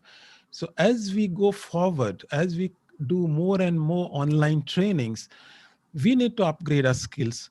And in my case, of course, I sort of went beyond that to this level, which is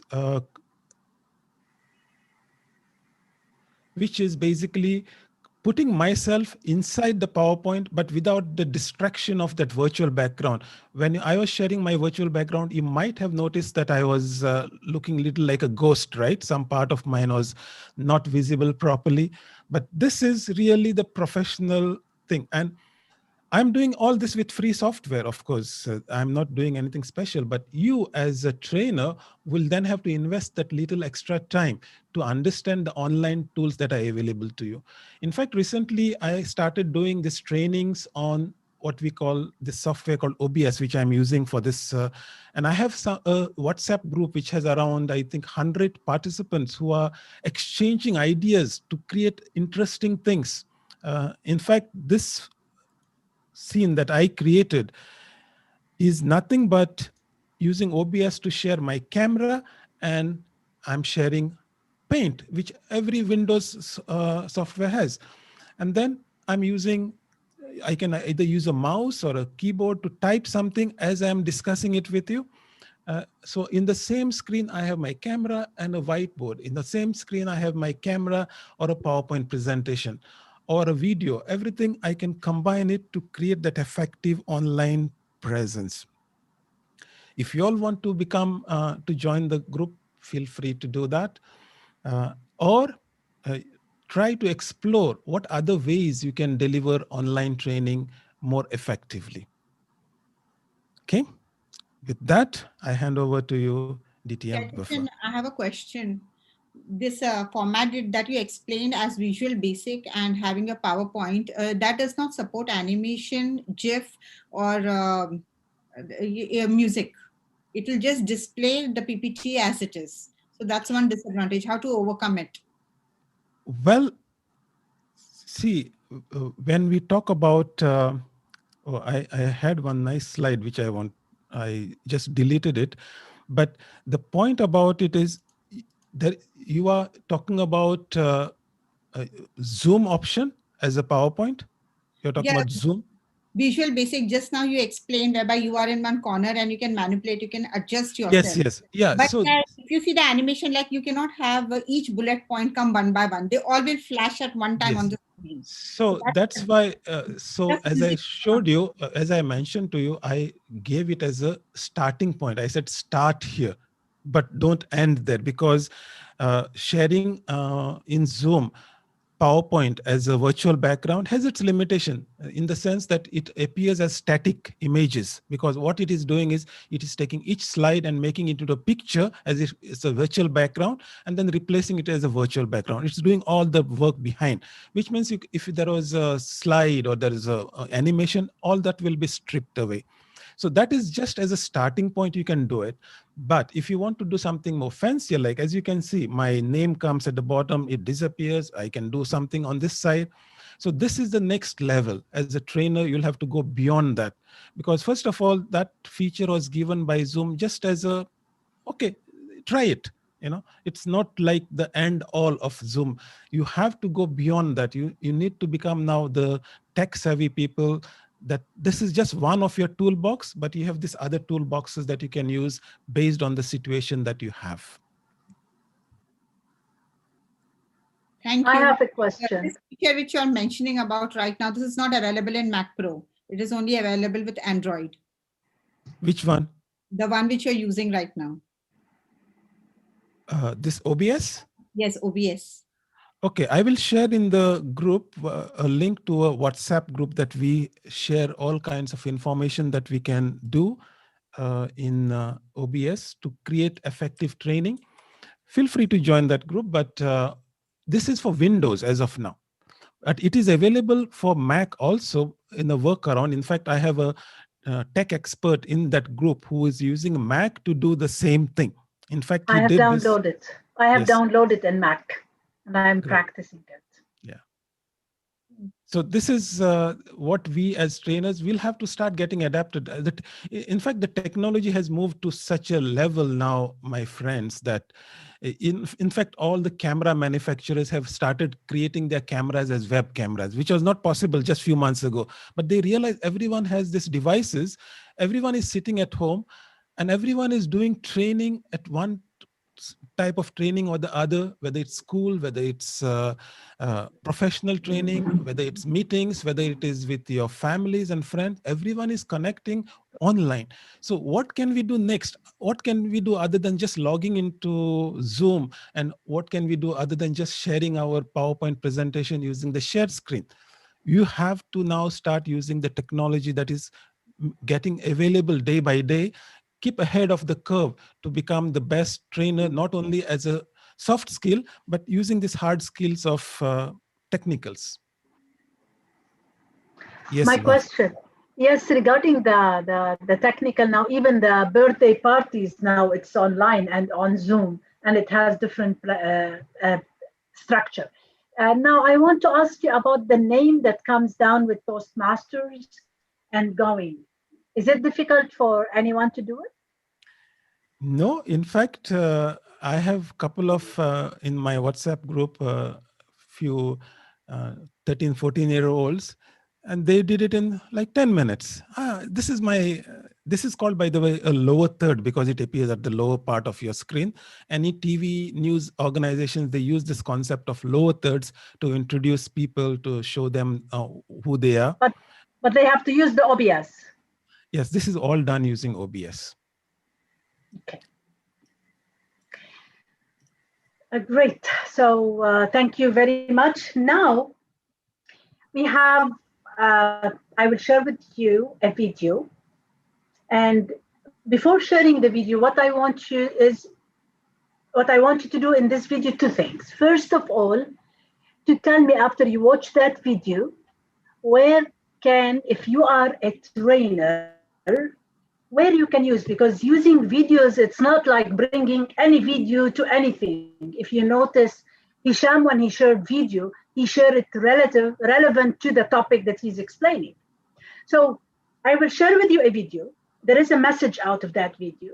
I want you to tell me what kind of courses that you can use this video in, and what's the idea behind that video. So that's what I will share. While I'm sharing this video, I will share it with, when I'm sharing the video itself, there is two things below the sharing screen, which is share with computer sound and optimize screen sharing for video clip. Tick these two. If you don't share that computer sound, then the sound will not be clear. It will be from the audio. And second, if you check the optimized screen sharing, the resolution for the video will be better than what you are seeing without checking this point. So let me go for this. So now that's the video. I will mute myself after we run it, so we will listen all of it to that video.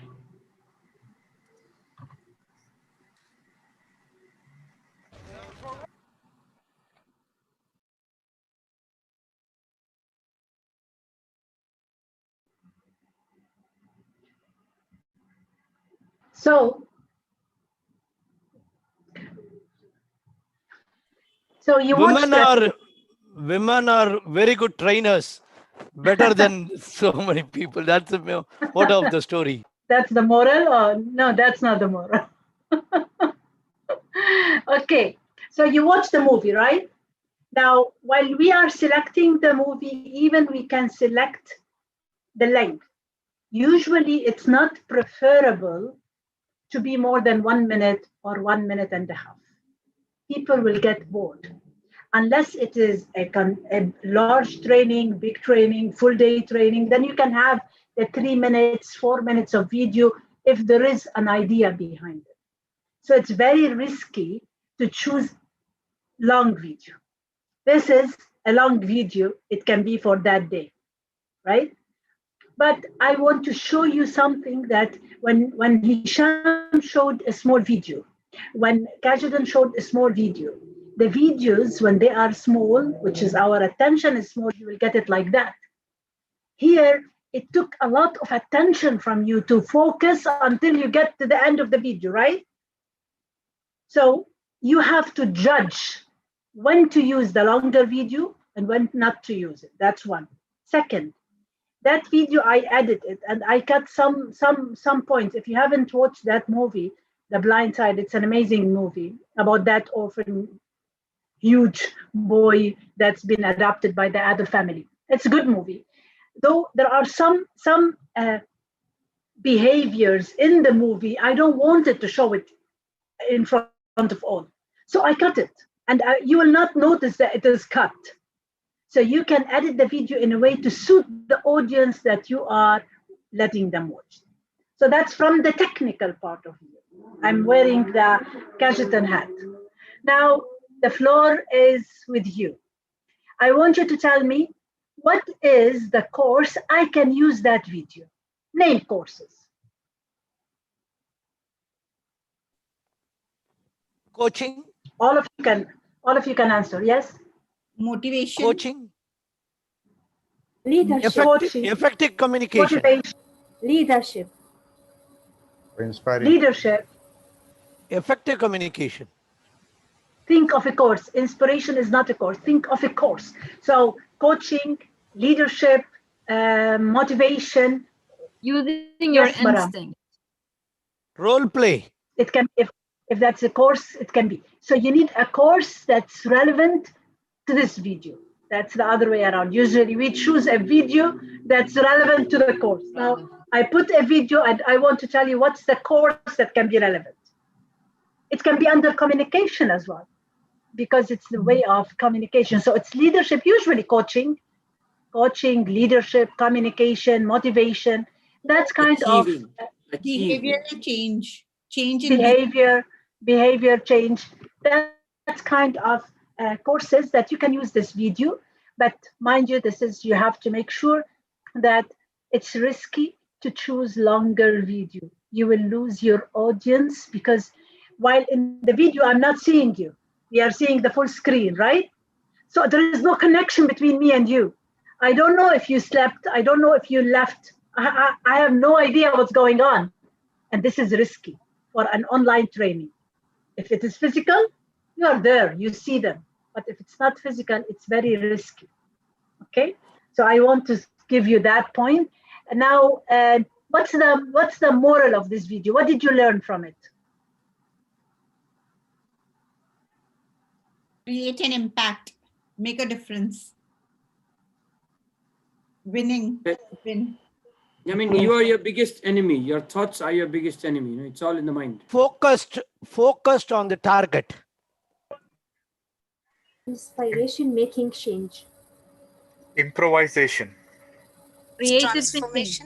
Transformation. I think Wafaa's video is stuck.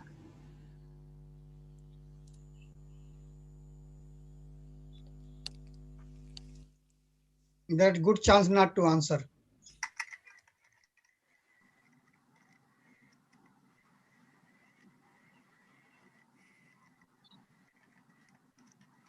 Too impactful and static.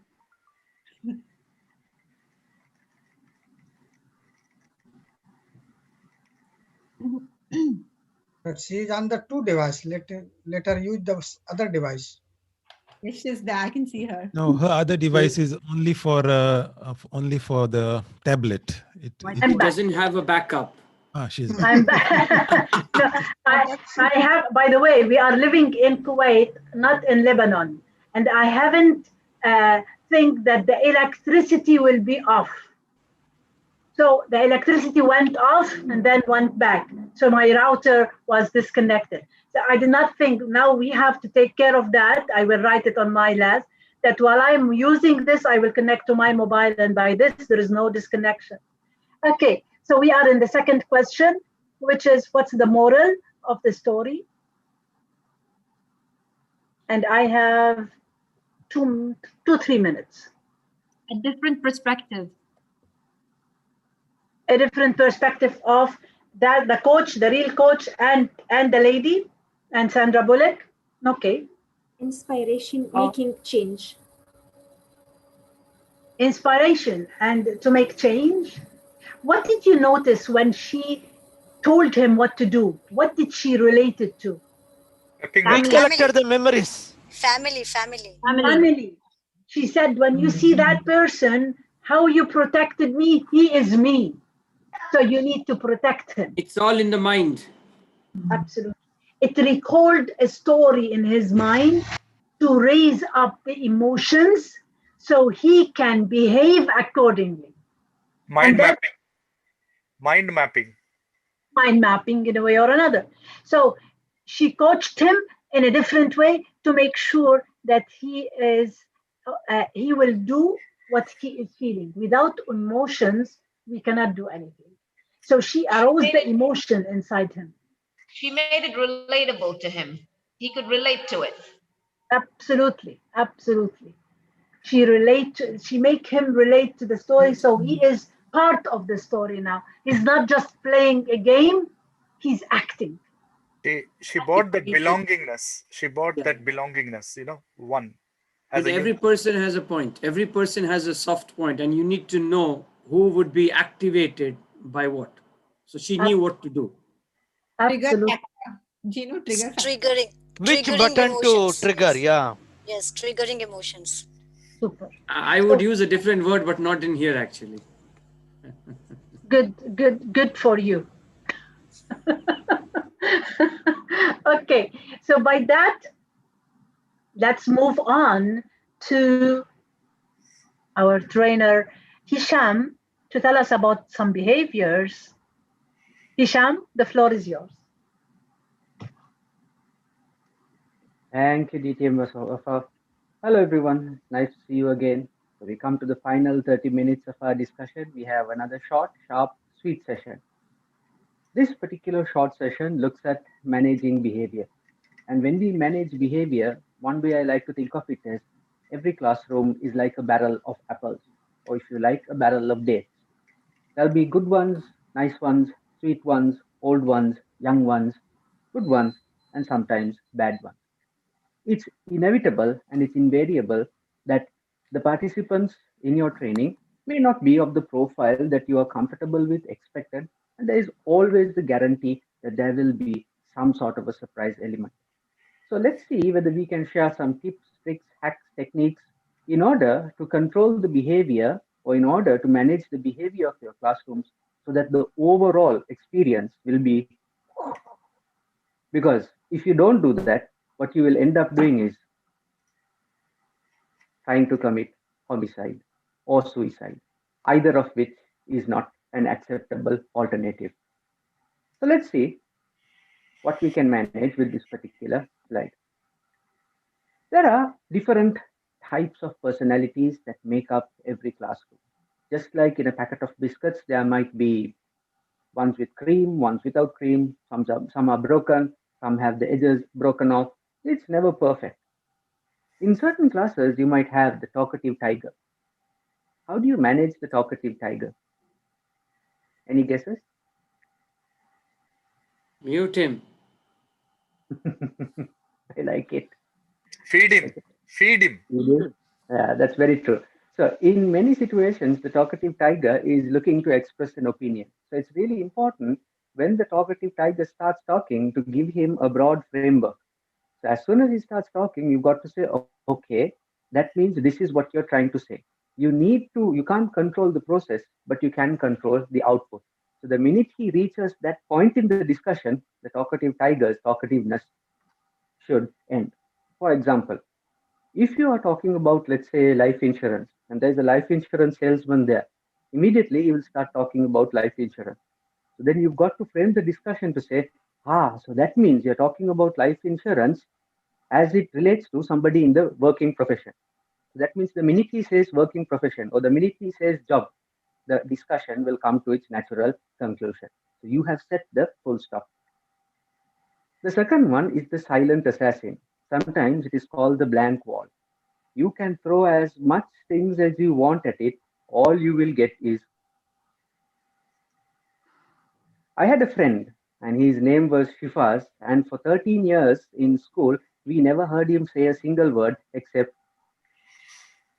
Up to this day, we have never heard him utter a single word. It's a miracle of human nature, but he managed to go through 13 years of school without uttering a single word. People tried, teachers tried, counselors tried, mentors tried, but to this day we have not heard him talk. He has no speech impediment, but he is painfully shy.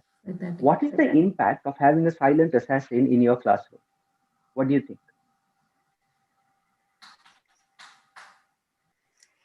So what's this silence doing to the classroom now? It brings down the energy of the classroom. So when you bounce something off of a silent assassin, hardly anything comes back. So how would you react to this? Now, initially, you may not know that he's a silent assassin. So how would you counteract that situation when no response is coming back to you? Probably can ask some questions to him, some simple questions, and then I like that. You could probably ask some simple questions. That's right. You can ask him to lead. Be silent and ask questions to him. Be silent and ask questions to him. Anything else? You can ask him to take the lead and do the session for 10 minutes so that you can give get him him some, active. Yeah, give him some assignment or ask him to do some role that would be ideally suitable, quite interacting with in between the meetings, proceedings. So, and if you're able to identify the reason behind the silence, that is a bonus. Thank you very much. So within this classroom environment, it might be difficult to go into that level of depth. So one thing that I always do is I always look to his neighbor and say, can you help this gentleman or can you help this lady? And I'll come back to you in 15 minutes time. That way you have already created a friendship in the class. So the silent assassin has now got a partner in crime. So that means for the rest of the program, you have outsourced your troubles to somebody else. And that's what you want to do. Crabs of the Caribbean. What are crabs famous for doing? Pulling down. Brings the people down. Absolutely. So if one crab starts to go up, the other crabs are famous for pulling them down. What does this do to the ambience of your classroom if crabs keep pulling people down? If you Demotivated. Yeah, that's absolutely right. So if you're always pulling people down and down, your classroom will always be at this level. But what you want is your classroom to be flying to a much higher level. So if the negative crabs keep pulling you down, it's difficult for you to push. It's difficult for you to push and fly in the higher realms of learning. How would you overcome this problem? Now, don't tell me boil the crab. How would you overcome crabs of the Caribbean? To split the Acknowledge crabs. them. Ignore Split them. the crab is nice. Yes, acknowledge them is nice. Ignore them. Ignore them. So To that make will them actually bigger? motivate more, instigate them. Actually, ignoring is a very powerful tool for a lady trainer because it gets very uncomfortable when you are being ignored by a lady trainer because it's very conspicuous and it's a really great tool. Put the crabs with the phoenix. Put the crabs with the phoenix. That's a nice one. With regard Probably to the try crabs, and find out. What could the crab do, or how we can improve the solution that he has. exactly. Ask him the crab how you would handle this situation. That's nice. Yes, now we are getting there. So you've got to make it about them because you've got to ask them, are you stuck somewhere? Are you not progressing? Would you like to progress? Do you have a bad boss? Are you not getting promoted? When was your last increment? So invariably, you will hit on the problem and then you see the solution to your problem is this assignment. Your solution to this problem is this exercise. So you outsource your problem and it make it their problem so that they will come out with a solution for you. The know-it-all and the show-it-all. What happens here? Does your life become easy or does your life becomes difficult? That person is a show off actually. Extremely difficult. Yeah, let's assume that the know-it-all actually knows what he's talking about. They talk facts and figures and actual proper stuff. Actually a role model. Then you can actually sit back and Compliment relax. them. Absolutely. Because then you can flip the Compliment them. classroom, compliment them, and they will be able to take some of the classroom burden on them. Now, what does that do to the rest of the classroom? So when you see a trainer or a teacher, it's always them versus us. We are always trying to build the connection between us and the audience. But when the audience member is contributing something of value, the connection is already built. So then you can use the know-it-all, show-it-all as a conduit to tell the audience, look, this is one of you. If he can do it, surely you can do it as well. Your life becomes easy, the learning becomes accelerated because the convincing is already done. So in that situation, the greatest difficulty we have is not to get offended. As a trainer, we always come with the view to give. So when you say, I don't have to give, it becomes really difficult. But if you are able to get someone from the audience to share their experience, their unique take, it becomes a bonus because it's 10% more than what they paid and came to learn. They came for the trainer, they are getting an industry expert in the audience as well.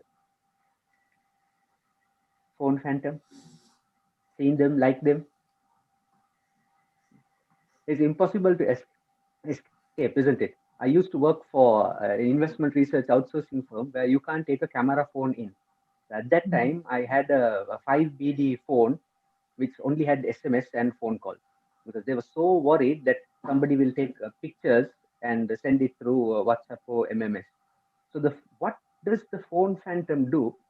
It's like yawning. The minute somebody pulls out one phone, everybody else gets tempted to pull out their phone. So how do you fight the phone phantom? I have been tempted many, many times to go to Dragon City and ask them whether they have an internet signal jamming machine. Because the phone can absolutely kill the attention. What could you do with the phone phantom? I'll listen to you and then I'll share something that I always do with phone phantom. It's invariable, they'll always be in class. What would you do if someone pulls out a mobile phone while you're speaking your heart out in class? Give them an Energizer type of one. Yes. Generally, what I do is I tell them, oh, for the next question, I'd like you to look at Google. And since you already have the phone, why don't you Google the answer for me? So if you are able to take that, convert a weakness into a strength, that becomes tremendously useful. If you take this to the next level, then there is a wonderful software called Kahoot, Kahoot. If you can create a Kahoot quiz, then you can scratch that itch before it becomes a problem. Every trainer says, please put away your mobile phone. If you can be the trainer who says, take out your mobile phone, go to kahoot.com, go to this quiz, and you enter the quiz, then the itch to look at the mobile phone, you have already scratched it. So already you become a differentiated trainer. So a little bite, a little bit of mobile phone exercise legitimizes the activity. It becomes beneficial to you. It becomes relaxing to them as well. This is a little bit rare these days, but it tends to happen in 16, 18 or 22-year-old classes. Sleeping beauties. Well, with Zoom, it's much easier to be sleeping beauties. What happens with sleeping beauties? They doze off. You tend to nod off. And with this overload of Zoom meetings that we have, it can be very, very easy to nod off. What could you do with the sleeping beauty? Remember, this is a sensitive thing. Because today's Friday, people may have been working late on Thursday night. How is it possible to handle? Let me help you with it. Would you handle it immediately or wait until the break and they have already woken up? Ask questions. Do the ad hoc thing. Do the ad hoc Exercise. Do some exercise. Ask them what happened last. What was the question which I asked, or what did I teach? Okay. I'll share with you something. very naughty that I did many years Asking those ago. questions will be like intimidating sometimes. People might feel it little awkward. So it's better to handle it diplomatically. Awkward. Absolutely. Embarrassed, Yes, perhaps. In one of the trainings I had 12 years ago, when MMS became really popular, one gentleman in the front row was sleeping. He was dead fast asleep. Sleeping means his hands were here and his head was all the way here. He was dead for about 10 minutes. It was very awkward because the rest of the class, about 40 people, were pointing and the whole ambience was distracting. So I took out my phone, I went close to him and I took a picture of him and I sent that MMS to his training manager. So 5 minutes later, the training manager calls him and starts blasting him and say, "Why are you sleeping in the class?" So he wakes up and now he's looking around thinking, how did my training manager knows that I was sleeping in the class? So find a creative solution, right? I don't recommend that you take photos and send it to their training manager. I was a naughty boy many years ago, but find a creative way. And how I handle it these days is during the break, I go to them, sit with them, spend 5 minutes and say, you must be really tired. If you need to spend some time, stay outside the classroom, wash your face, have a cup of coffee, take a walk around the garden, come back when you really feel like you want to be in the class. Because you need to make them want you. You need to make them to want to be in your class. So when you give them the option to go out, I am free. You can go if you want, you can come back if you want. So when you have options, the mental stress is gone. So they would go, you would lose 5 or 10 minutes of their time, but what you would gain is the rest of the day and their full participation. The final is the caffeine cougar. Have you met these sort of people? Every 10 minutes, they get up to make coffee. It's a little bit distracting. Yes. In Zoom meetings, I mean, etiquette says, of course, I mean, if somebody is speaking, be careful what you are going to, because if I take this class now and I start sipping water, you might be thinking, is this man coughing? Is he coughing because of COVID-19? When was his last PCR test? All these sorts of thought processes go on. So if someone makes a distracting movement with a cup of coffee or gets up to make coffee, it can distract from the flow of your presentation. So what would you do with caffeine cougars? Give them a break. Give them a break. Sometimes I call it a caffeine break. Very Yes, short break for absolutely. 5 minutes. Okay. Ask So them to bring one for you. if I may be permitted to use a slightly X-rated word here, one of the very slightly old English lecturers from Scotland, he was teaching one of our modules, and he said, "I'm going to give you a break for caffeine, nicotine, and urine." So he used a nice rhyming triad. So what I used to do, or what I do still, if it's a physical course and someone needs to take regular coffee, I take 4 or 5 packets of coffee or the bottle of coffee and I keep it on their desk. Okay. I say, when you are done with it, you please keep it back. But you've got to do this in such a way that they don't feel insulted. Because you say, you need coffee, I don't want you getting up, it's uncomfortable for you, it may be uncomfortable for the class, relax, sit here, I'll give you everything that you want at your fingertips. So one takeaway from this slide is always try to make a weakness into a strength. Always try to make a threat into an opportunity, because that shows your resilience and your ability to manage the class. What is the one thing you must wear every day to your classes and training? Starts with C. Your attitude. Starts with C. Confidence. I love that. So if you are confident, if you're confident in you, your material, your preparation, and the value that you bring, whether you're teaching in the Ritz-Carlton or whether you're teaching under a lamppost, your training will be valued. The one thing we go to with every single class is that today I wake up to change lives. Today is the day that I contribute value. If you come to the classroom with that mentality mindset, that will fortify and that will drive through a majority of whatever bad behavior can be in class. I want to share with you one small example of something that happened in a class that I teach recently, and it was for an MSc FinTech, and the course was for risk management for banks. I have a gentleman who is now past 60 years old, who has worked all his lifetime as an engineer in construction, and now he's sitting in MSc FinTech studying risk management for banks. He's completely lost. He's completely lost.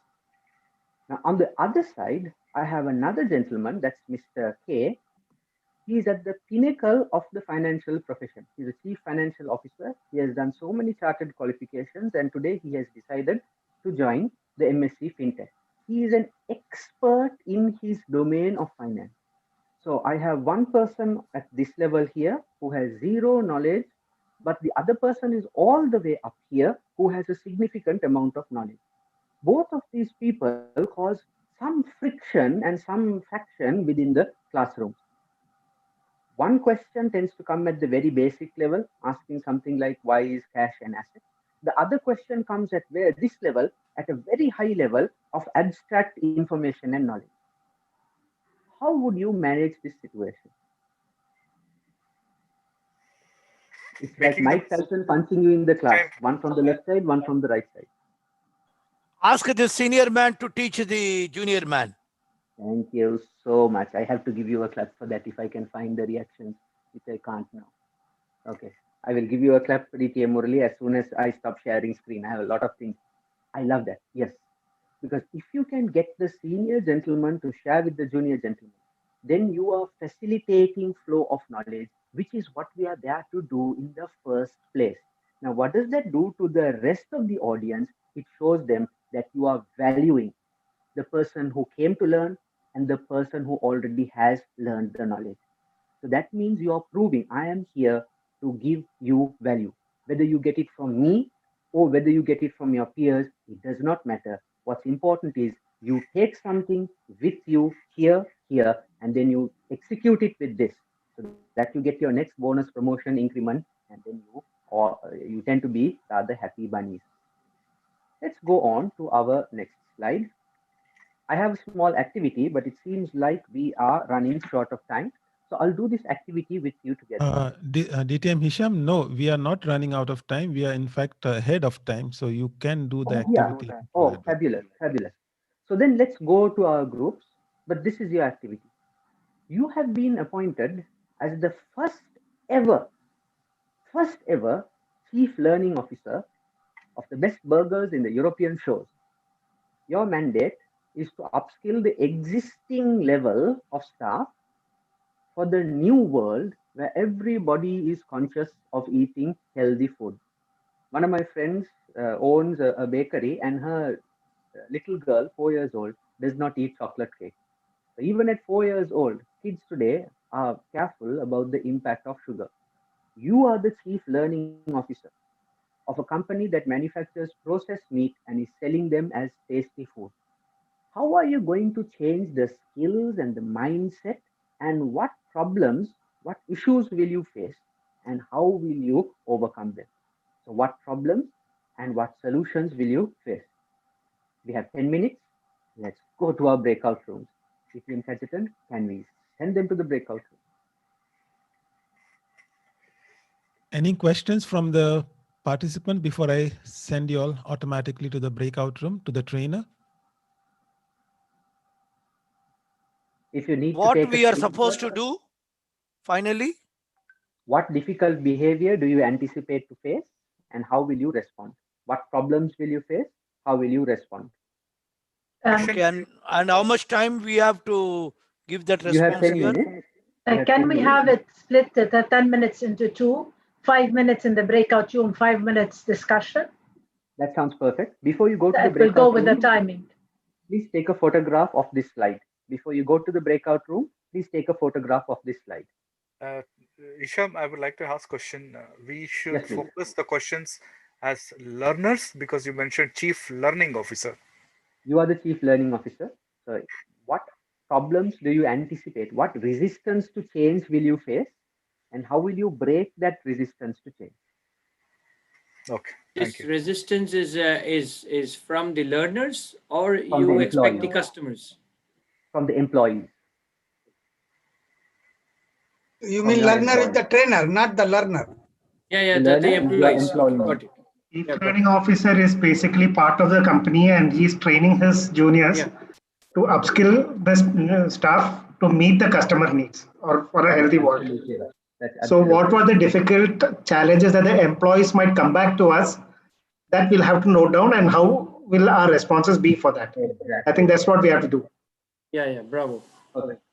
And Okay. how many minutes presentation you have to give? A minute or two. Thank you. And I'm sure one of us will have to be doing the presentation, right?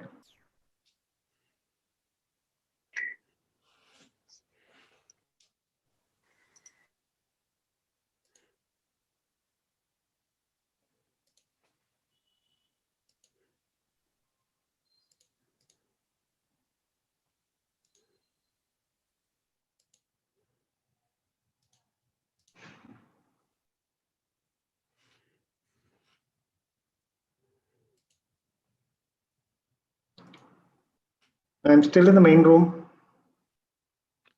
Bravo. Okay. Okay. Which room I have to send you now? Bravo team, bravo. Bravo. Okay. Okay. Yeah. Okay. So, and in governance, let me send you to Alpha.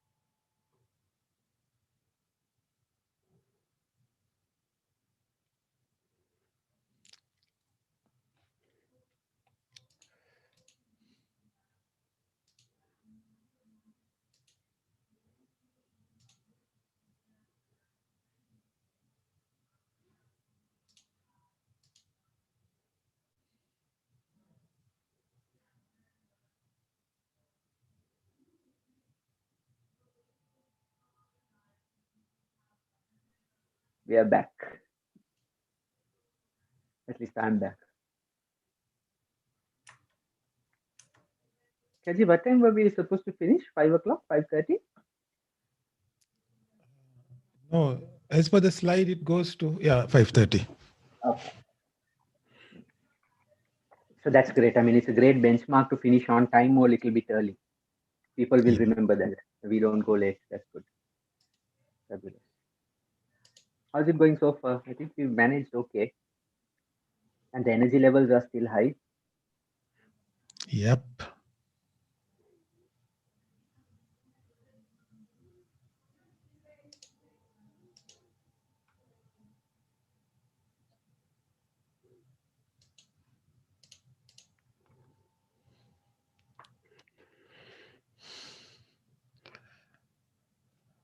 Everyone looks amazing. Yeah, you too. Yeah, you do. You too. We didn't have enough time to discuss at all. Anyhow, good. We are ready and we are focused. I like that. We are ready and we are focused. Spoken like a true C-suite official. Yeah, we have so many ideas that the time is never enough. Yeah, that's absolutely true, you know. And prioritization is crucial because many times it's not the best idea, but the best presented idea that wins within the time period to the right audience in the right words. Are we all back? How many of us are back? Yeah, 20 of us are back. So who would like to go first? Alpha, Bravo, Delta. Bravo will be led by our Biji Gittens. She will do it. Over to Biji. I think we started with Delta. Let's go with Delta. Okay, Delta. Yes. The floor is yours, or the burger is yours. Give us the patty. Welcome. How many of you like burgers? Come on, show me some reactions. Yay, that's great. So how many of you like healthy burgers, which we are coming up with now? Yes, I can see some of them saying no to healthy burger. Why you didn't want healthy burger if it tastes similar to the burgers, or rather more effective, and you have more added substitute and more complimentary offers?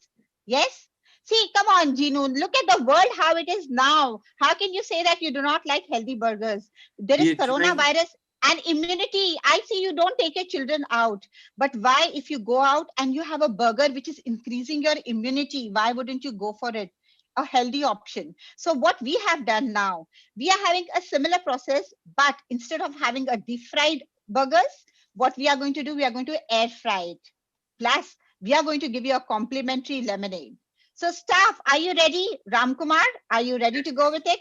Yes, of course, I am ready. Excellent. What Especially about Maria? It has vitamin C and Serve me, I'm hungry. Oh, that's great. So my staff is very motivated. But only the thing is, initially we'll have to cost manage it. So we have to work hard, and we will not be able to increase your salary because we are in this transitional phase. So I hope my staff is still very ready with it, that we are going for a healthy option. See, because the world dynamics is changing, it's not about only profit.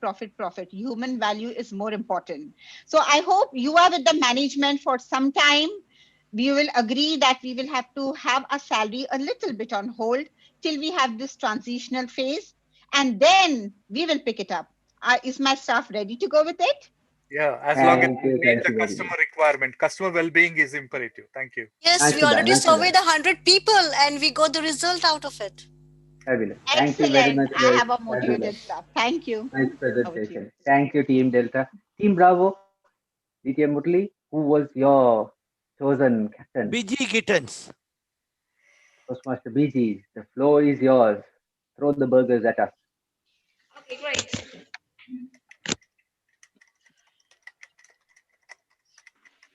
So to my team members, let me introduce myself. My name is BJ Gittens. You're the Chief Learning Officer at BBites. I'm very excited to be here to see you all, and especially while we're doing an operation change in the company. I think it's a great opportunity for every one of us to be a part of this new change that BBites is going to be moving into, which is going into the healthy way of burgers. Now, we all love burgers. I mean, fast food and French fries is something that we all would look like as a comfort food. However, you may know that there may be some downside to having a lot of these healthy food. And, the restaurant next door has actually started implementing healthy ways. So Bee Bites need to step ahead and do something extra. So what the management has decided is to get help from you, our employees. How are we going to do that? We're going to try to move some of our people around because most of you have been with our company for so many years. So we're going to bring in some new brains, some new ideas to try to upskill your knowledge and also help you perhaps for the future and to also help our company move forward. Now, you may ask me that, oh, I don't need to have any training. However, this is something where we all have to help in our organization and we contribute to the objectives overall. So I hope we all work towards this level. Thank you very much. Thank you very much, Toastmaster BG. Precise, concise, and very, very factual in nature. That brings us to the Alpha team. Alpha team, the skillet is yours. Grill us if you want. Okay, so Alpha team, are you ready? All right, so this is your Chief Learning Officer speaking about Bee Bites, and we actually have a new course coming up ahead. So for the coming 2 weeks, we will be going through the training course, Skills Needed for a New Healthy World.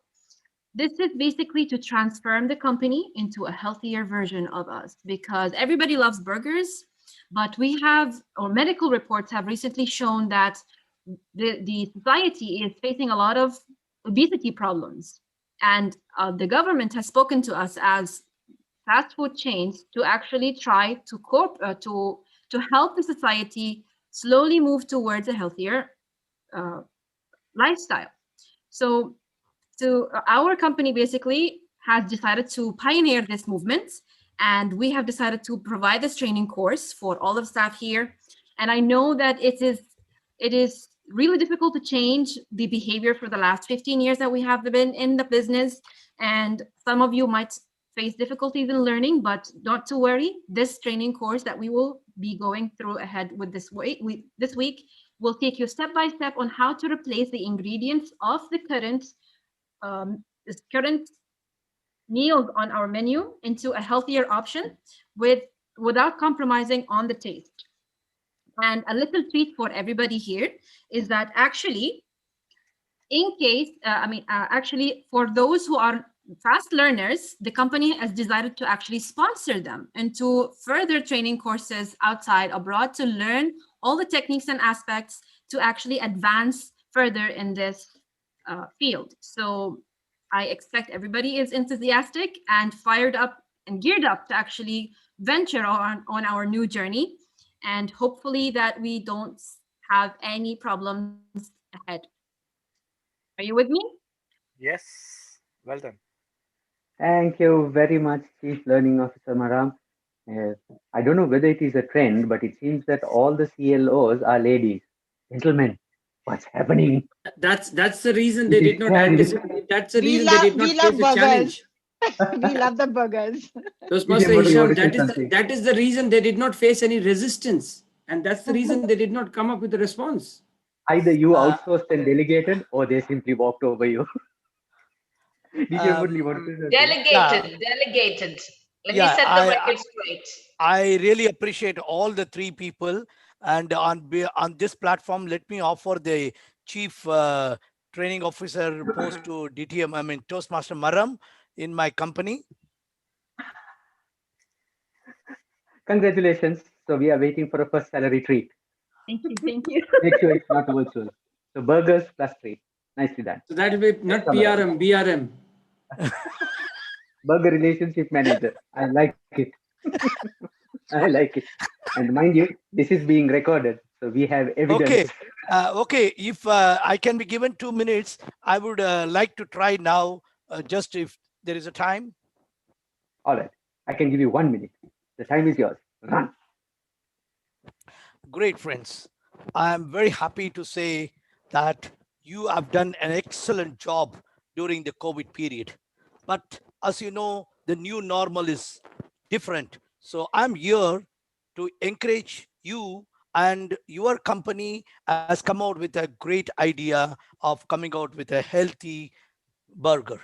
How many of you would love to be in this mission where we are going to be the trendsetter in the market? So with this, I would like to say that we are here. Yes. We And we want are to be, here but our salary should basically. not be cut. Very nice. It will not be cut, provided for first few months, you need to be understanding that when there is a change, we will have some changes. But overall, on a long-term process, you will be seeing, you will have some extra shares coming from the company, as well as you will have a society in the society, a great name, because you'll be working for the first company which has been the trendsetter in this healthy burgers. Give us Over 3 to months. you. Give us a guarantee. Give us a guarantee. No. Give us 3 months salary advance, then you do adventure. No, and give a written guarantee. As long as you're not paid in burgers, you're fine. So let's summarize. See, We're coming towards the end of our discussion. when the learning officers were ladies, there were no resistance. Once when a gentleman came, they started resisting. And Now he that's gave shares discrimination. too. That's I think true. that's a great incentive. Shares. I think all learning officers should be men. Awesomeness. Take a couple of seconds and think of your journey It's all from gender where biasing, you huh? started at 9 o'clock today. You started with the tag trainee, and where have you ended your journey today? What tag are you wearing in this last assignment? Toastmaster Hisham, for me, I felt this was an eye-opener because being a trainer before in my professional life, and now after attending this, I could understand the difference of how a trainer can be an effective trainer. So I think there are a few learning points that I've taken back. So I'm going to be using it in my life and in my office, in my work, and I'm sure I'll be able to benefit out of this. For Absolutely. sure. And the learning never stops. The learning never stops. As long as you have a learning mentality, you will grow. Because the day you believe your muscles are enough, that's the day your muscles stop growing. So the more you work at it, the better you become. And remember, the more you develop, the development journey is like a triangle. Because at the bottom, there are more people who know what you know. But the more you know, the more you gather, it becomes less and less and less. And right at the top, you become the specialist. When you become the specialist, you will always be in demand. Your words will always matter. Your thoughts will always be important. So never stop learning. Let's summarize. This exercise as a chief learning officer was not easy. Compared to the exercises that you did from the beginning and progressively became more complex, we have just ended up from calling you as trainees and participants at 9 o'clock, and where we stand right now at 5:17 p.m. on the 27th of November, they're going to call you chief learning officers.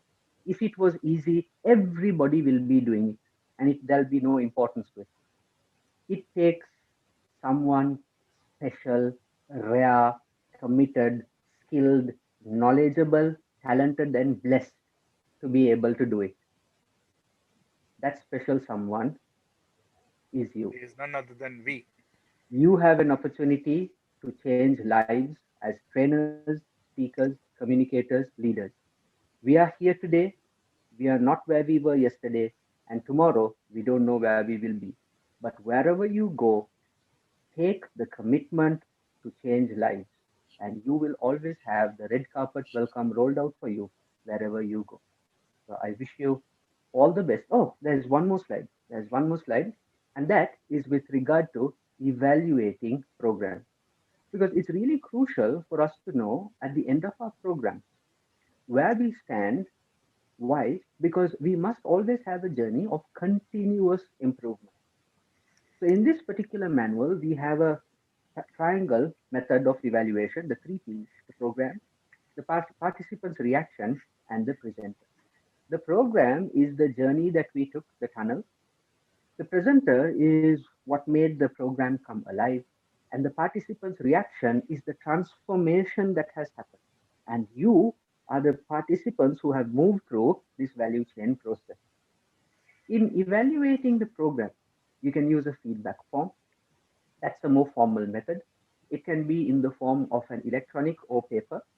It's always important once you have the feedback form, collate it, and then look at the reactions. See how many people have said agree, disagree, strongly disagree. Ask yourself, why did they say this?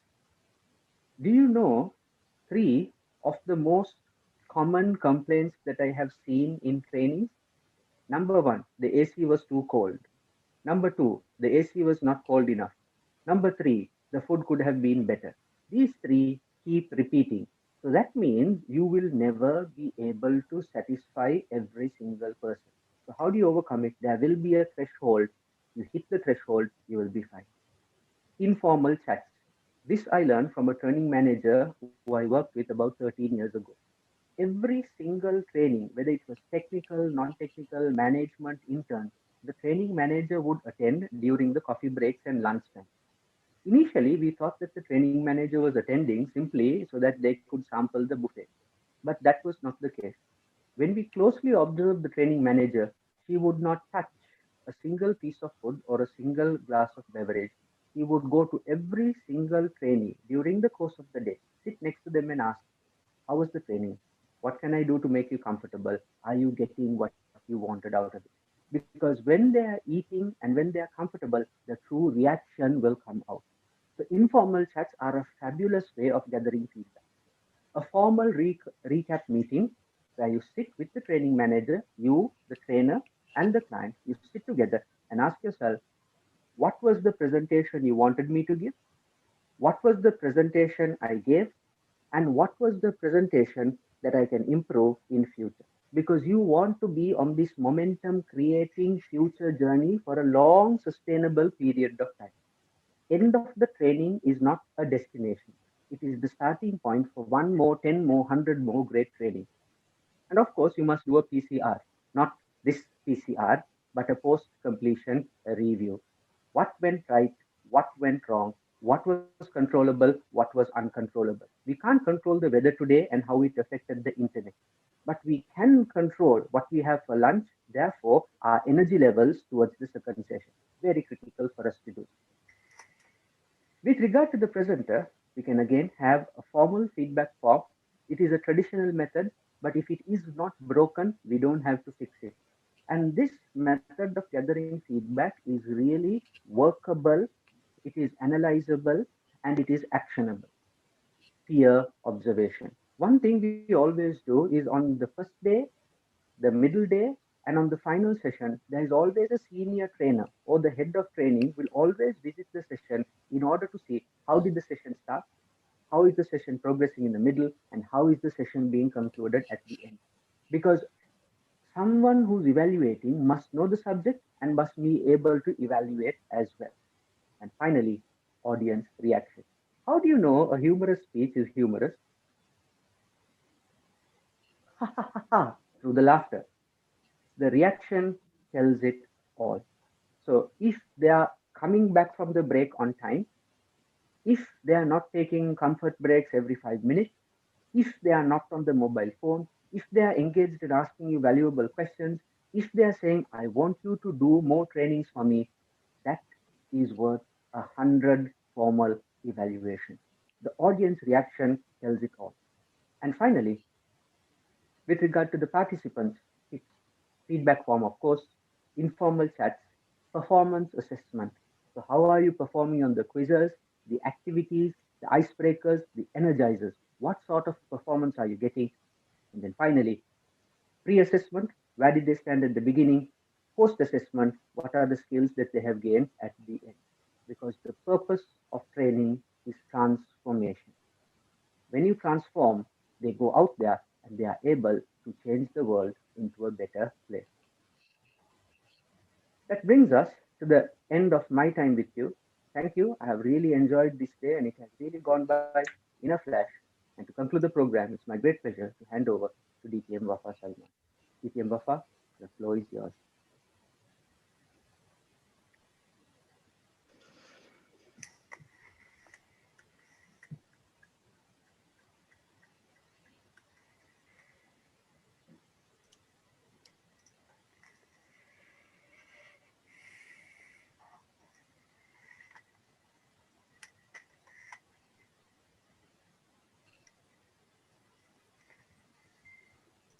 You're muted, Wafaa.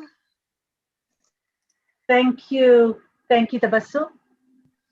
So I will leave you. Thank you, Hisham, for the amazing segment. I will leave you with the wisdom for Socrates that says true knowledge exists in knowing that you know nothing. This is a motto. This is a driven value for every trainer. As we said, the more you know, and here is you know nothing. And that's how you are true knowledgeable. Means you need more and more and more. By this wisdom, I will end my segment, and now the certificate will go with Cajetan. Cajetan, the floor is yours. Thank you. And what would a training program be without a feedback from you? And I am going to post a link now, and I want you to spend 2 minutes to give us your real feedback. And this is something not only for us, but as a training method for you, that whenever you complete any training, the first thing you need to make sure is you get the feedback. So if you're going to do a COT, get your feedback form, make sure that your participants ask, some of them give really well-deserved feedback that you can implement in your next training session. So with that, please spend 2 minutes to complete the feedback form.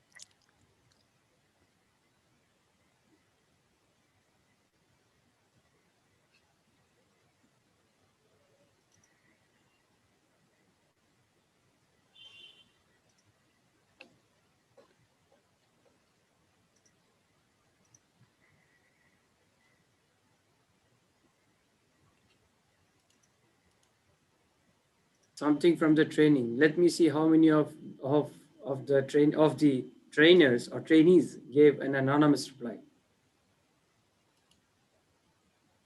Sorry, come again. How many of the trainees gave an anonymous reply? Anonymous reply. No, but I'm still waiting. Has the form been, is it in the chat box or? Chat box. Okay. You are waiting by the time we have completed. I will. Great.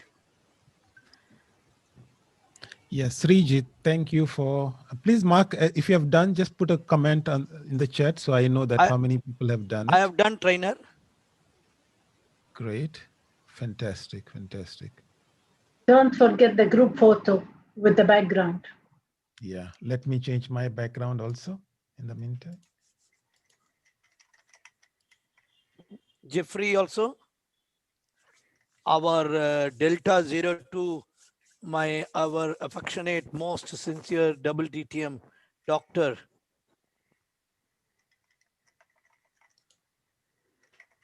Ilangovan, unga virtual background. Doctor. Yes, sir.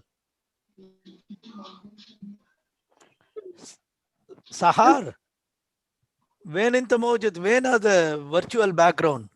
Azaro Safar.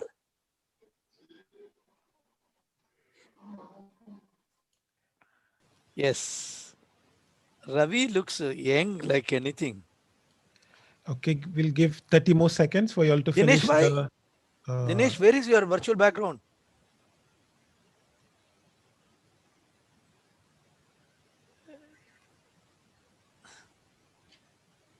Yes. The best virtual background goes to DTM Fatma Abdu. Without.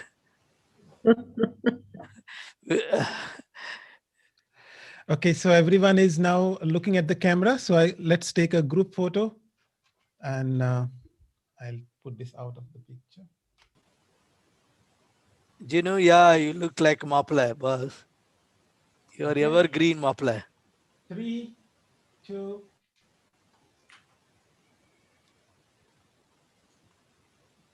One more. 3, 2.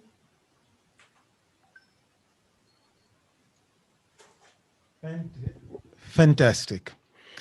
Now for the final part of thanking those who took the time out, first of all, to provide this training. A big round of applause to our main trainer, DTM Wafaa Salman, who took upon herself to assemble this entire program, ably supported by Hisham, who took again time out from his very, very busy schedule to make sure that he prepares, aligns.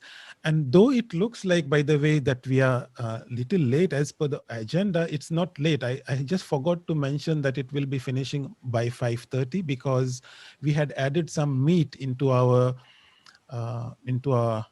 program, which is not the standard speaker or trainer. And I'm sure all of you appreciated it.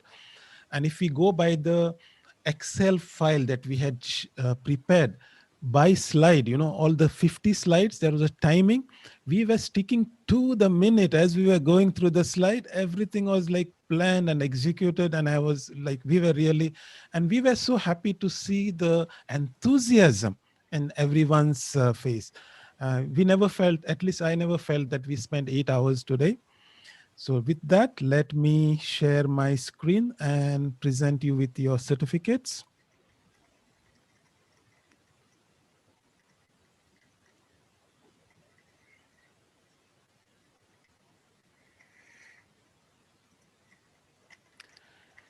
Okay, so I'm using PowerPoint background to do this. Let me put myself here. Right. So first of all, thank you, DTM Wafaa Salman, for taking up this role as a trainer today.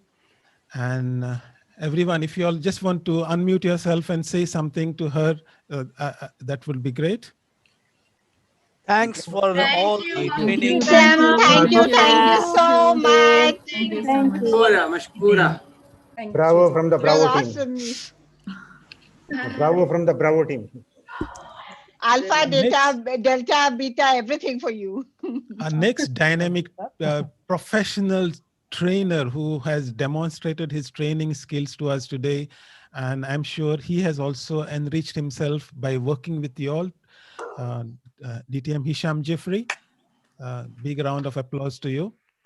Thank you for having me. Thank you. Thank you. It was a pleasure working with you, Hisham. You're great. Thank you for taking the time You out. can sit down now. Hisham, you can sit down.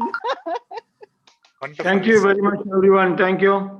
Highly inspired, As a protocol, I have to give myself a certificate because I also did some training. But Great, Cajetan. Excellent. Excellent job. Thank you, Cajetan. Actually, Cajetan, you were the backbone. Without your backbone, the training would not have been happened. More than you are the division director. Yes, it's a $1 million training. It's a $1 million training given for free. Thank you so much. Congratulations on the endeavor. But Tabassum, you did not do the right thing. You cut the salary of your employees and you're telling millions. Okay, now for our participants, here's your certificate of participation, starting with BG Gatens. Yeah, the Bravo. Thank you for joining us, and I hope you enjoyed the session. How did you like it? Cheer, your team is not cheering. Kaji, can you move away from the camera? You move your camera. Can I Certificate is speak? off. Thank you. Up Can a I little speak? bit, Cash. Excuse me, Super. I'm speaking. Thank you. No kidding. Okay. But thank you so much. It was a very educative session, and for me, I'm taking away information that, for example, like I said, I've unlearned, and now I've learned new things. So the foundation is set. Thank you very much. Moving on, our next participant, Tabassum Ali. Here's your certificate of participation. Thank you so much. I'm looking forward to your next training session as well. So please book me in advance. Thank you so much. By the way, for your information, what I'm doing right now is what Hisham has just taught us, informal feedback. So we have taken your formal feedback. Now I'm doing the informal feedback. It's all part of the training. Dinesh Kumar. Where's the food? Where's the food?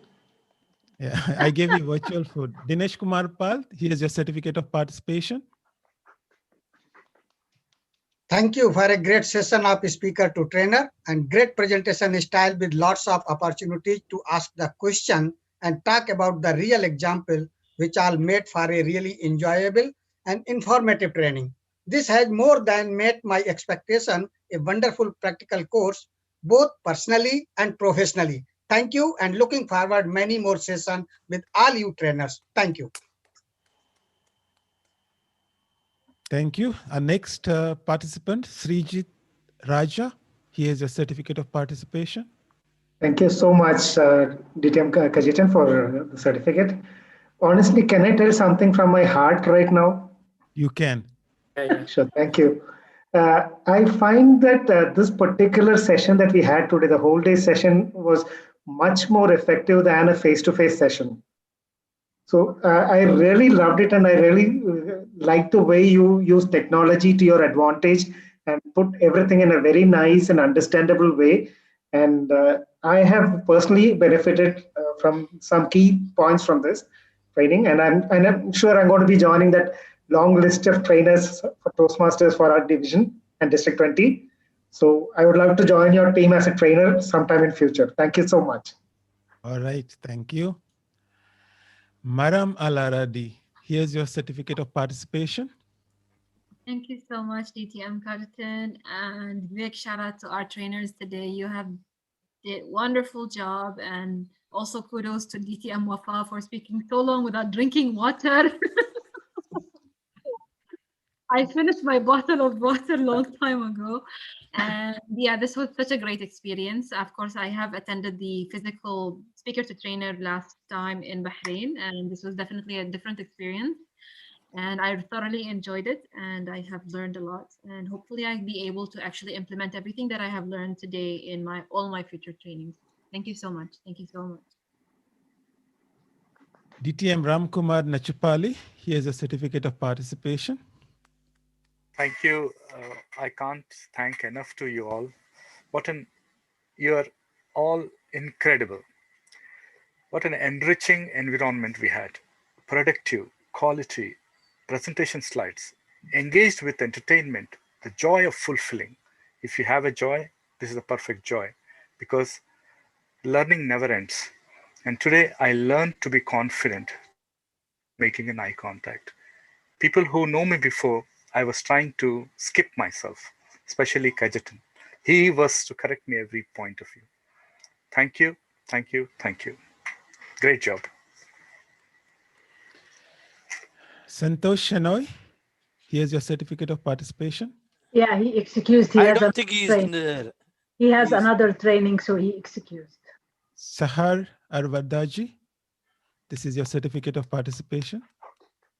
Thank you very much, DTM Cajetan. Thank you, our trainers, for this great training workshop today. Really, I was wishing to take this training course, and I took it, alhamdulillah. Thank you for this big opportunity you gave it to me. Thank you. Kobe, is he here? He's also not there. Okay. He had some problems logging in. Zahra, here's a certificate of participation.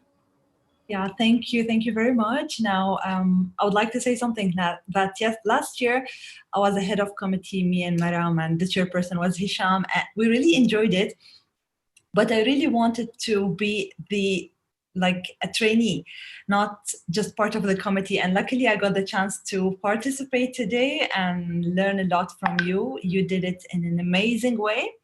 I was wondering how can we do it in a professional way online, but yes, today you proved it. Thank you very much and amazing effort. I'm always looking forward to opportunities of how we can translate physical things to online and pushing the boundaries. And that's why not only did I do the session, I have also saved it on YouTube so that others might find this useful, and I'm sure they will. Thank you very much. Anil, this is your certificate of participation. Thank you. Thank you very much to the team of trainers and also the fellow trainees. No doubt, like it was a very exciting and enriching day. And I will concur with many of you who just said that sooner or later, this pandemic will get over, but this concept of virtual world would remain. So definitely, in addition to the concept of training, we learned a lot, like how to utilize the technology like to the optimum effect. So thanks once again. God bless to all of you. I found Cajetan, if you can note, a very good lesson. Finish, everyone, before we go to the, let's hear everybody. So then we can have another informal session. Gino Thomas, here's your certificate of participation. Thank you. Thank you very much. Everybody gave their 2 cents on this. I'm going to give my 4 cents. It is like a big monkey off my back, to be very honest. I always knew I was good at it. That's the reason we all are here. But you know, there is sometimes you need an elite company like this when you are with these trainers and speakers, prospective ones to become trainers, to believe that you also belong. So today I felt with all of you that I also belong here, that I'm not at the wrong place. And those who know my speeches, there is a beast in you. So the lion is waiting to come out. I hope this training will let the lion out of the cage, and you will see trainings like this from me also. Thank you very much, and God bless. All the best to you, Gino. DTM Fatma Abdu Doctor, here's a certificate of participation. She is there, but she is not there. I'm here. Thank you so Mariam. much. Three trainers. She's here. She's here. Yeah. DTM Wafaa Salman, DTM Hisham, Jiffry, and DTM Cajetan Barretto. Thank you from the bottom of my heart. I really learned a lot. And maybe some of you know that we conducted that training session last month, and I was one of the trainers. And before that, last year, I took again that training session. However, I instead insisted to be a part of this training session because I believe that if you have an apple and I have an apple and we exchange them, we still, each one of us will have one apple. However, if you have an idea and I have an idea and we exchange them together, each one of us will have 2 ideas. And that's the point. So thank you so much. I got a lot of ideas today and we learned a lot. And again, thank you so much. Over to you. Mariam, here's your certificate of participation. Thank you, all the 3 trainers and my team and all the fellow Toastmasters. On a positive note, I am learning one thing from each one from you. When I joined at 9 a.m., I'm not the person living by 6 p.m. That's what you make a difference in a person's life. It's a wonderful. I feel I ate a lot and I need an entire week to digest it. Thank you so very much. Love you a lot. Ravi Kumar, here's a certificate of participation. Thank you, DTM Cajetan and the trainers, DTM Wafaa Salman and Hisham, Toastmasters Hisham. So it's a great thing that I joined in this session. And honestly speaking, this one session, I spent a lot of time here and mostly I am participating and I never felt bored. So a lot of things to learn and I need to keep it practice in my profession. Thank you. Thanks a lot for all. Over to you. Thank you. Subrata is here. No, oh, he's not he here. left. Okay. So that means it's you, DTM Murali. Here's a certificate of participation. Oh, what a great learning. Every day when we meet anyone, we learn something new. And meeting the same people often, we learn a lot. Otherwise, we don't meet them often. So my sincere thanks to my most affectionate DTM Wafaa Salman, my most loving and ever grateful, helpful DTM Cajetan. Is my guru in many things. I owe a lot to him. Thanks to COVID, it has strengthened my relationship with him. And who says COVID is bad? COVID has given me every knowledge what I know in the computers, virtual meetings, and he is my guru. DTM Cajetan is my guru in Zoom, whatever you call, including the speaker, is a gift given by him. I owe a lot to him. I mean, I'm emotional. And thanks to Hisham for a beautiful session. Overall, as DTM Fatima Abdu said, I have attended this twice till date, and this is my third. And as I introduced myself in the icebreaker with DTM Wafaa, I try to attend every meeting, whichever training DTM Cajetan does. I'm the first. I register and I learn, because learning is something. It's a continuous process. At 57 years, I'm still learning. I've just completed my 18 degrees and joined my 19th degree for investment banking. It shows that if you want to be young, you have to learn always. And that too, if you're with the threshold of the umbrella of DTM Cajetan, you will be a cavalier also. Thanks to you, DTM Cajetan. In presence of everybody, I'm very happy to say you have made a very big impact in my life. Thank you. I appreciate that. Thank you. Elan Govan is here. He had some problem. Okay, he's not here. Reno? Thank you for this wonderful training. Thank you so much. I learned a lot of new things today, and I will try to implement whatever I learned today. Thank you again, and looking forward to many more sessions. Thank you. Thank you so much. And as usual, they say the best for the last. And here's the certificate for Priscilla Dias. Your niece. Yes, thank you, DTM Wafaa. Thank you, DTM Hisham. And thank you to my uncle for this wonderful training. Yes, there's lots going on in my head, and it's all trying to prepare for the next week. So I will again reach out to trainers today to make sure that the COT training that I would be presenting would be based on training and not just delivering another speech. Thank you very much. It was a very fruitful day today. Incidentally, your unknown message was the most surprising thing for everybody, at least for me. Most surprising. Thank you. And with that, we officially conclude our workshop. Thank you once again for spending almost 9 hours now, plus the break. It is a full day session, and as you all have given our own feedback, you all have learned something, and that is for us the most precious gift for investing our time to do this workshop. With that, over and out. Thank you, everybody. Thank you. And thank you. Good night. Thank you so much. Have a nice day. Bye. Thank you. Thank you so much. Good It was really great. night. Good night. Good night, everybody. Thank you. Take care. DTM Cajetan, can you please share the Well spent Friday by email if you can?